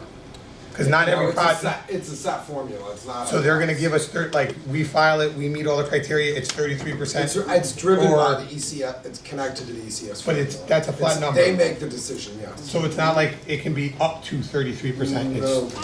John, you're probably in the best position to answer that. Can you, I think you have not had a prep meeting with the state yet, Mhm. and that's the introductory conversation with the state. And as I briefly mentioned, there's kind of 2 avenues of funding. One is through the DAS, the Department of Administrative Services, and through their Office of School Construction Grants. That has a set formula. Your reimbursement rate is 32.5%. Okay. There are bonuses even within that program that can increase or offset some of the deductions that we'll want to look at. The other side that has not really been introduced as well is the Department of Education, which has other programs, particularly when you start to look at some of the opportunities in the educational specs that are being floated out there that could offer additional dollar amounts. Okay. So it's, if you've seen any of the study that has any of the financial information, it has anticipated amount. And so we think that the 32.5% that is up there is very reasonable and very realistic. Obviously, we're not offering that, the state is, so within those limits, I think it's Thank you. reasonable. Yeah. And thank you for bearing with my crying and daughter. Joe, I think your points are very, very well taken. We have a meeting next week at Jefferson to brief the staff. In one sense, I'm really out on a limb doing this before the board sets any direction, right? But, we're trying to balance that with the professional courtesy that we owe our staff. And as you point out, there are 100 of issues that need to be resolved once we know what that direction is. Yeah. And, I can just assure you, we will try to do this in the best interest of staff as well as students. And, I think we win when we have a situation where members of our staff are able to step up and get training and do things that, build upon their skill base that they perhaps have not done before. So that will certainly, guide us. And, let's face it, this is an ambitious plan, and there are a lot of moving pieces, but it's not like we just decided yesterday to do this. We've been, staff, professional people have been working. I mean, John and Milona McBroom, they've been at this for a year and a half now. So it's not like this, and these guys are the paid professionals. They know more than us in this room. They've done, I don't know, John's done, 400 schools or something crazy? I mean, these guys are seasoned experts who've seen it all. They know what works, what doesn't work. They've seen all the cases. So to try to second guess them, is a debatable strategy. And I think, they set the tone for this, they began this, they've been at this a long time, they looked at our assets. The fact is, we did not have a lot of options to meet our enrollment growth. We didn't go look at private property. We were trying to be budget conscious, and we knew our options were limited, and they were. And so, everyone might not love this, and we don't have all the answers, but you have to start somewhere. And I know there were some people arguing like, well, the way you did this was wrong, but it's a chicken or egg. You can't just develop by committee a plan. You gotta go to professionals, they develop it, you refine it, and you go to the public and you start talking about it. And that's what we did. And this idea that we should have gone to the public from the very beginning and said, this is our problem, which we didn't really know what our problem was, and say, okay, public, help us define this, is really not the way to professionally go about this. No, I understand. Time-wise or any other capacity. I wasn't trying to suggest. No, I know that you way. weren't. I'm just But trying to explain to the I think audience in general for the how we future, approach this. just from your end and from Dr. Adamowski's end, I think going to that meeting with Jefferson, if you're able to explain, Dr. Adamowski answered 100 questions and probably inadvertently created another 200. So, it just becomes that hard part. And there's a lot of teachers, older teachers and even younger teachers, who you do have to talk a little bit off the ledge and explain to them, for every one question I'm going to answer, we're probably going to create 2 more. But from my perspective as the vice president and as a building steward, if I'm able to then tell the teachers, January 17th is the date that we're moving forward for the building, the brick and mortar part, and on January 19th, we are gonna get a sheet or a plan, or by January 25th, there's gonna be a sheet that lays out everything. That would be the most helpful part. That's not realistic. That's not gonna be No, decided. not a perfect, this is the exact thing, but this is the Ed Spec committee, who's gonna be on it, how it's gonna be made up, all of those kind of answers to what is the Expo committee, what they're expected to do, those kinds of, that kind of information would be extremely helpful to the public and to the teachers. We're trying to do our best with enhancing our communication And I understand you guys are a effort. volunteer board, so. And, I think it's, at the end of the day, it's a very exciting time. I think we're looking at some really great programs. I think everything we're doing is only gonna enhance our school system, gonna make it more desirable, want people to move here, wanna have their kids in school here. It's gonna remove all these crazy decisions that were made 30, 40 years ago. It's gonna correct a lot of those mistakes. And I think it will make it a better place for all of our students. And by the time it's You don't built, agree with she me? could be one of the first kindergartners coming in, so. So, Principal Thomas, you had your hands I up? just want to appreciate all the different voices, and everyone raises very valid concerns. I just want to say that, I think out of the spatial utilization meeting last year, we started having a discussion about do we stay, do we go, what becomes of Columbus and our program, and we were able to communicate with our community. And so, just speaking as the voice of Columbus, in addition to the survey that the district put out, we did our own internal survey as well. And it was resounding. We want to maintain our magnet status, our Hot and Bank Street progressive integrated approach, which has been very successful for the past 35 years. We'd like to continue that and to expand on it.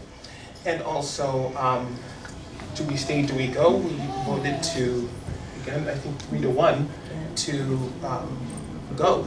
So if it is the decision, I can tell you that the Columbus magnet community is chomping at the bit to do this and to also partner up with the people at the Nathaniel Le Site. So we're excited at the prospects of being part of something new and something great. Can I ask, I may be already have had this answered, and I did ask it up at Ely. Is there any chance that the people that live directly around where the new school is going to go, when Columbus is built, after all that's done and people are shifted, are they going to finally get a neighborhood school? This is my big thing for the whole Rudner Court, that area, because they've never had it. Nobody can really stand up long enough to keep saying it for them. I don't care. I really think they need it. And I'm wondering, because there was talk of redistricting so that they would meet the diversity code. Is Yeah. that off the charts now and not even a consideration? No, I think to respond to the racial balance guidelines, this is where we get the concept of both schools needing to be intra-district magnets. Because we do have to bring in or attract some non-minority students from other parts of the city.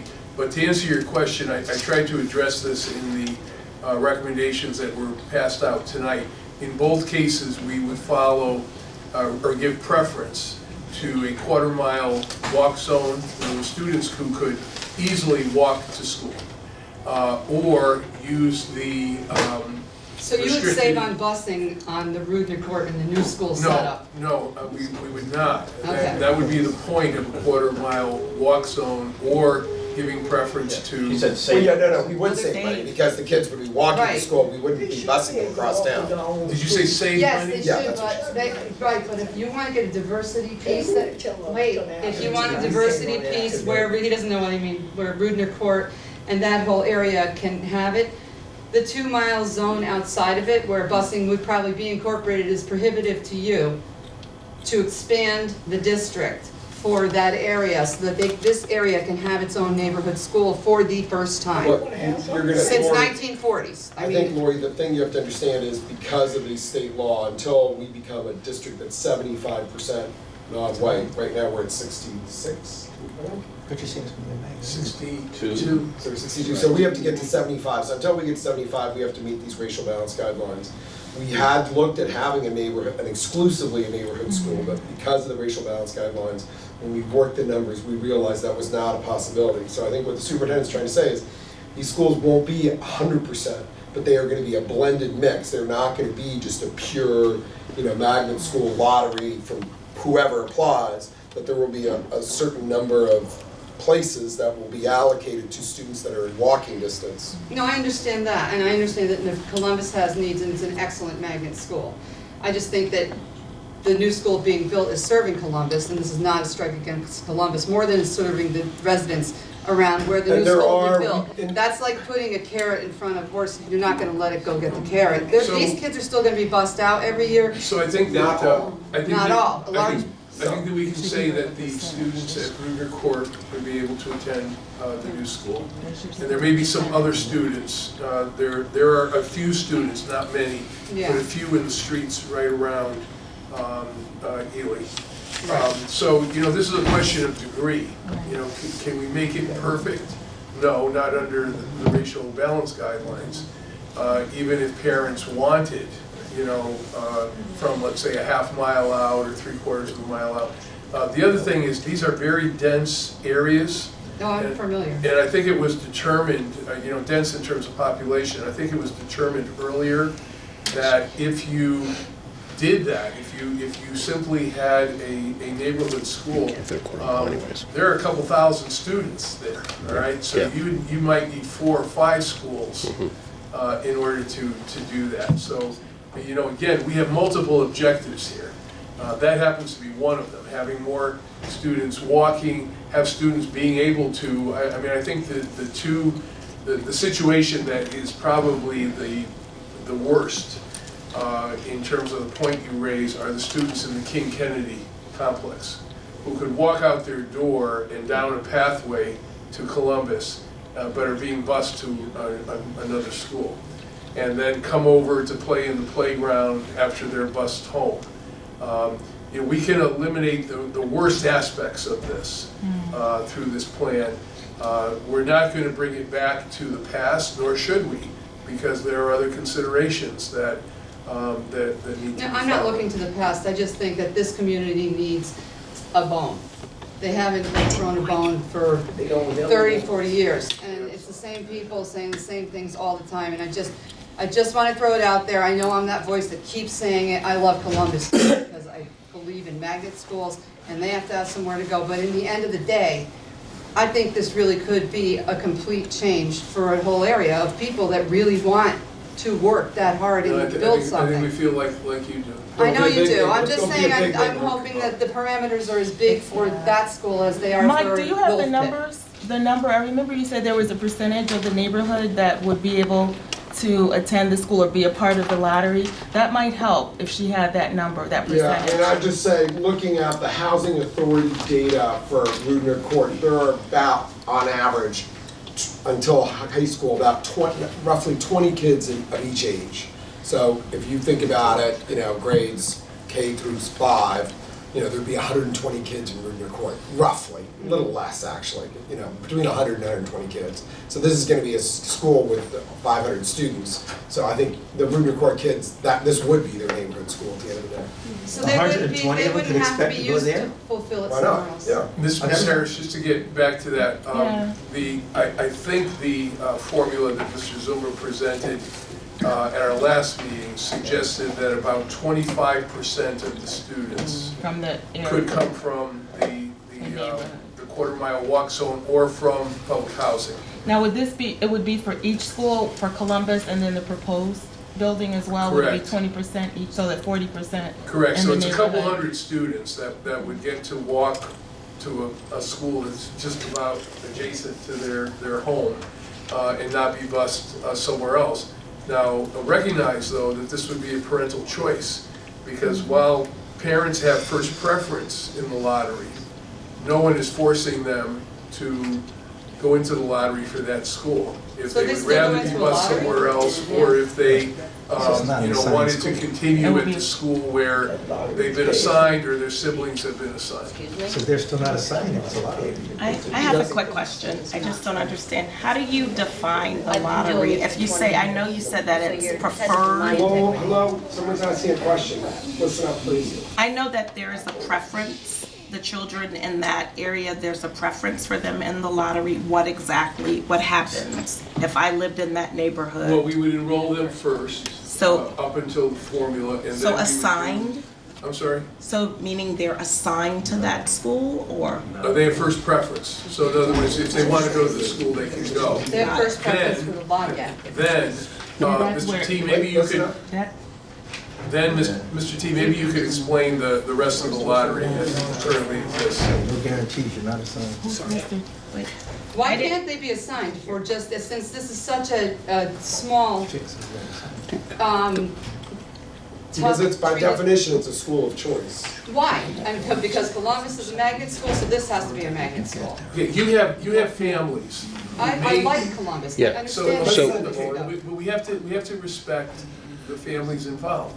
You may have a family who has an older sibling at another school that wants their up-and-coming kindergarten to attend that same school. Or they had a good experience there with another child, and they want to go there. So we're not going to say you can't go where you've been going. So that's what Rudner Court's gonna serve. We're It's gonna, be a we're gonna feeder give them the school. choice. Now, if you believe our survey results, they suggest that the vast majority of families are gonna choose the school that's next door to them. Yeah, I just But think I the don't think neighborhood should that's be allowed something- to go to their own school. I don't think that's something That's all we I'm can gonna say. impose on families. I don't think they should be subject to lottery in the immediate quarter mile. Okay, Mr. Thomas, can you explain the lottery process once My preference children is were in it, given? I actually am somewhat familiar. You are, then maybe that's not necessary. No. You had a question? Well, first of all, I work at Columbus and I'm a parent and I always end up speaking for special ed. My daughter will probably be a senior by the time this all moves forward, which I love West Rocks, by the way. Anyway, I applaud, and I know the communication and Dr. Adamowski, you came here last year and you've moved this forward. Being in the special ed realm, and a parent that's had to deal with many changes and changes again, to see a commitment, however it's been done. I understand the communication and I think we should all have great listening ears to that. Being a teacher at Columbus, being there for 23 years and seeing the fidelity of the program change, I'm looking forward to not only your commitment, but the commitment that Mr. Thomas has done to really bring us back to Bank Street and let us be the kind of school that we deserve to be. Will really open doors, especially for kids in the neighborhood. I'm deeply involved with that, and Mr. T knows that, Mrs. Ligon. But I also, as a special ed parent, and see I was resource rooms and things like that, we have a choice too. And I know you're opening doors to us, and I believe in those doors that are being opened, no matter what challenges have just happened. And I am on the advisory committee for the high school, and I see great things happening and moving forward. I think that although it may seem fast, we've gone through so many times of promises and moving and giving it another year. To be honest with you, as a parent whose children won't even get to benefit from this, we need to move on. But we do need to keep open ears with the communication, and communication with staff too, of what we're doing, not only in the future for 2021, but also what we're doing today, because the kids today deserve just that amount as well. But I do applaud you for all the work and what you've done in just a short amount of time being here. Thank you. Thank you very much. Bruce, you're on the last word. Yeah, so, at the last meeting, I think we moved from that, we discussed the 85% minority target for the population. I believe that was your target that you were using if this were a community school. I believe. There's no 85% minority target. Okay, during the last meeting, that was in a documentation, you confirmed that that's what it was. So our minority... But I'm moving past that anyway. So the question I'm gonna get to is, so since this will be a magnet school, and you already confirmed that at least with Columbus, with what their percentages are for racial balance, that you'll maintain those. So for the new renovated Columbus school, the population will be there, this IB school, will there be a fixed percentage of what the minority population will be there? We will try to have both schools as close to the minority enrollment in the district, which is 62%, as possible. Now, the state guide, there should be no mystery around these state guidelines. They're very simple. You take your minority enrollment, in our case 62%, you can go up 15% or you can go down 15%. And you have to stay within that range.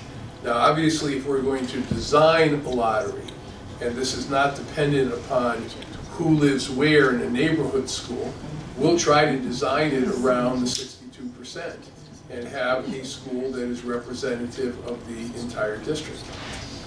So obviously that'll mean you'll have to, hopefully that the IB school, if that's what it ends up being, it'll be marketed well enough that you can get at least 30% of. Correct. And that leads us to the formula of how many students you can take from the surrounding area. And it's about 25% according to Mr. Zumba's formula, right? And it affects about 200 students in South Norwalk, which is a nice step forward. It'd be great if it could be accomplished. It'd be great if it could be accomplished. I hope it could be accomplished. But the Columbus renovation, the deadline, when would we expect, what year would we expect that to be done? Okay, so it would, the first construction would occur at the Lilly site. So that is a year of design and 2 years of construction. Okay, during the last year of construction would be the design phase for the renovation as new at Columbus. Am I correct, Move John? a little forward. Okay, and then 2 years of construction. So I think we had the date in this. 2021 was for the Lilly site. So Yes. you're talking maybe 2024? 23. got It like would 3 be years the in total? 22-23 school year for the Columbus, the current Columbus site to open as an IB early years program. Okay. I just bring that up as a matter, again, for the board to consider, that you really haven't done anything with those numbers of kids. So within that same period of time, all you've really done is move Columbus. Just for consideration, because part of your argument was you're trying to get these numbers down within a quick amount of time. Well, no, we're also building a new school at. Yeah, building a new school, but it's about numbers. But part of the numbers are what you're doing with the school in South Norwalk. So I'm just showing that the numbers in South Norwalk, you haven't even affected those numbers until 2025. That's right. If we wait another year or two, it could be 2026 or 27. Other consideration, and this is something we have heard, because I kind of assume, but I'd rather not assume, why the recommendation came that it should be Columbus that would get the new building at Ely. But as an FYI, throughout the process that we heard, because, by the way, just so you know, the committees and people we work with, we've never directed them one way or the other. It was to solicit information as to where the community really was. So whenever I'm sharing with you, it wasn't from a position of any bias. It's really from a position of trying to get real information. So I'm just letting you know, a concern that was raised over and over and over again was, gee, if a school's gonna happen, why is it that if the kids from Rudin Court or whatever have been, as you said, without a community school for so long, would end up getting what some would perceive, because it's a renovated school, as the inferior school, rather than a school that could be designed with all the bells and whistles of what someone Renovated could as dream. new is as good as a brand. But when you build brand new, you're not confined to, the only space you're confined to is the land. When you build Okay. brand new, the structure, when you're renovating, you're confined to the structure of the building. So if you're asking Okay. what was the rationale behind this, this was an issue that could go either way, all right? And we looked at a number of factors. One factor is the fact that a renovated Columbus as a K-8 school, given its program, Bank Street program model, does require more space than K-5 IB early years school. We also had our survey data, which Ms. Wilcox-Williams collected and reported on at the last meeting, that suggested that among the survey respondents, there was more support for the Bank Street School on the Lilly site. And then further reinforcing that were the views of the Columbus community in its survey. So, it's one of those instances where you say you can't just subject this to a popular vote, but if you have evidence that shows that the majority of people think it makes good sense to do this and it conforms to the need as well, it becomes part of the rationale. And there also Thank you, were- because you've actually one more- given Bruce, to my wait, point. one more piece of information. There are more children within that quarter-mile band That's true, that was of the Chestnut Street campus than the Ingalls Avenue campus. So, By like 20, I don't know if it was 20 or 25%. so you're given to my point that one of your considerations was the Bank Street models requires more space. So let's go back to the beginning. Originally, because we all know Columbus was hoping, always was wishing for getting a K-8 school. And original proposals were that, yeah, we're gonna do that, we're gonna renovate and give them their K-8 school. Okay? And they would have been happy on that site. I'm not arguing for this, I'm just giving the information. Okay, they've been happy on that site. So going along the line that, well, because a Bank Street model requires more space because you now have to consider the program. Because your vote that you're gonna make in January is gonna be about a program that then the Ed Specs Committee, they've been given their direction. They build around that. So, there have been many that have said, well, listen, if we're gonna do something in South Norwalk, if those who don't even want a school there, so we've gotta do it. Said, why wouldn't we maybe want it to be STEAM? Now, I already know what part of the objection was, but a lot of people felt, particularly with kids of color, they're more kinetic in their learning, whatever STEAM, they do real well, the arts work well. Culturally, there's some arguments why that may be a good model. So if you can do STEAM, you got a lot of land, brand new building, you can do phenomenal things with brand new design with STEAM. So I'm just saying, and that's why I always give the argument about go a little slower, but that's a consideration for you guys for going to the 20th. You've heard one thing, but I'm letting you know, STEAM would not be a bad idea. Okay, Now I heard well- from you budgeting, now I just want to give you something, because what I heard at the last meeting, one of the objections that, the reason was given that you would not consider STEAM was because the operational costs were more than doing STEM.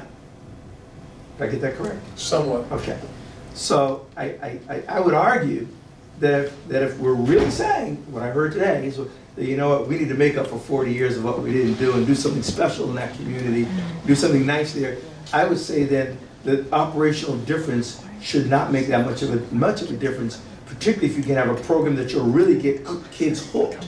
If we're serious about the achievement gap, we need to find out, how do we really get kids hooked on education? I'm done. Yeah, so the rationale for that is that at Jefferson, we have the 20-year-old version of the science magnet.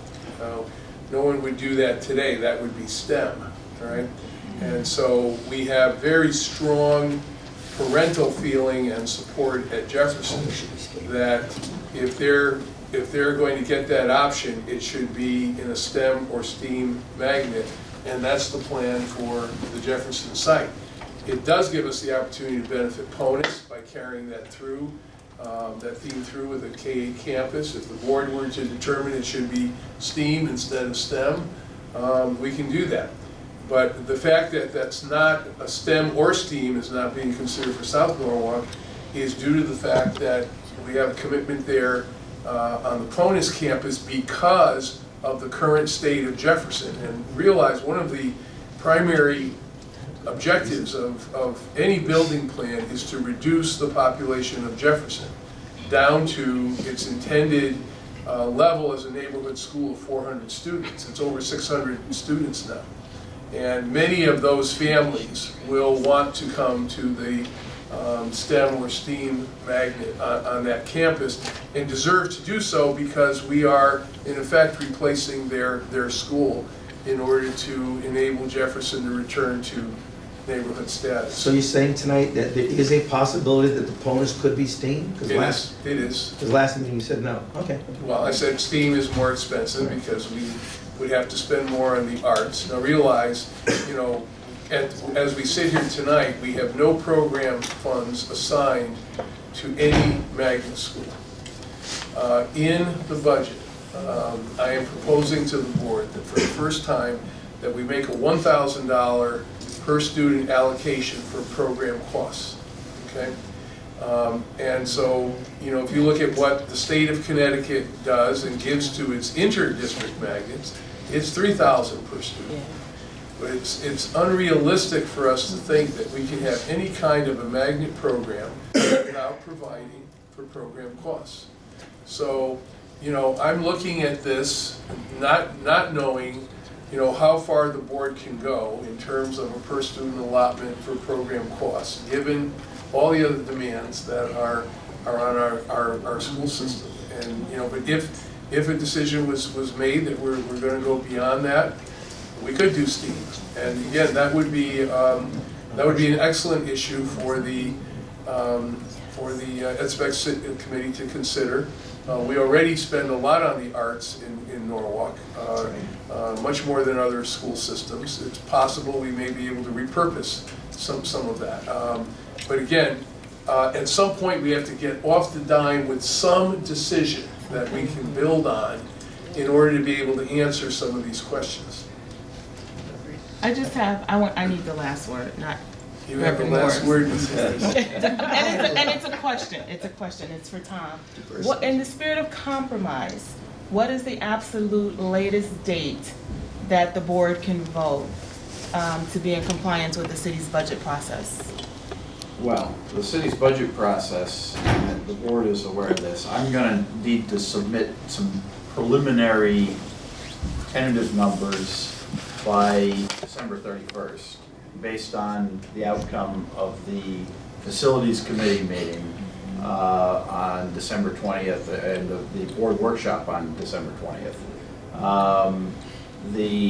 So we're required to turn in some numbers to the city finance director by December 31st. So we're going to turn in some preliminary numbers by December 31st. You know, we had told them that the board has, and the board in fact we know on the operating budget has specifically until January 17th, and the board is meeting on January 17th. So that's really the time the board has to vote on the budget in total, and you have to vote on the operating budget on the 20th. Beyond that, you know, I don't know if you pushed it to the 20th or the 21st, you know, could you do that? I don't know. I mean, we're going to have numbers that are actually submitted to the city, but they're going to be, you know, they have to, the finance director by charter has to come out with a recommended capital budget on February 1st. And You have to certainly give the city some time to, digest these numbers and think about it as well. So practically, I really think the 17th is, January. we need something on January 17th, because, again, the city has to come out with a capital budget by February 1st, one way or the other. Sherelle, if you recall, about a year ago from that time, we had a $3 million request in for architectural fees, and later on, $2.5 million got approved for that. So that money is on the books right now. No, for I understand. the I'm kinds just things thinking that of can in the happen this spirit spring. of compromise, because what I'm hearing tonight is that, and Dr. Adamowski, I applaud you, and as a former children's librarian, I've always thought that South Norwalk needed a school for the kids. So this is not about me not supporting the school, but what I'm hearing is you've gone out to Jefferson and you've gone out to, Ponus. So I think what I'm hearing is there's a missing piece. The parents who are already sending their children are already being bussed out, that piece. So just think of them as a school. That piece is what I'm thinking people are saying is missing. So I understand why they're saying, is there a possibility of having another meeting before, even if it's not here, if it's in the community, if somebody can go out and explain the exact things that are being explained at Columbus and, I know we can never have enough meetings. No, I understand it. And I know I'm this is just a big asking issue. because it was brought up. No, in all seriousness, we can't have enough meetings, and this is a big issue. One of the things you as a board can consider is following the workshop on the 20th, before you take any action in January, to have another public forum and provide us with some direction on the target group for that. So that's probably practical and doable within the time frame. Okay, well, thank you everyone for participating tonight.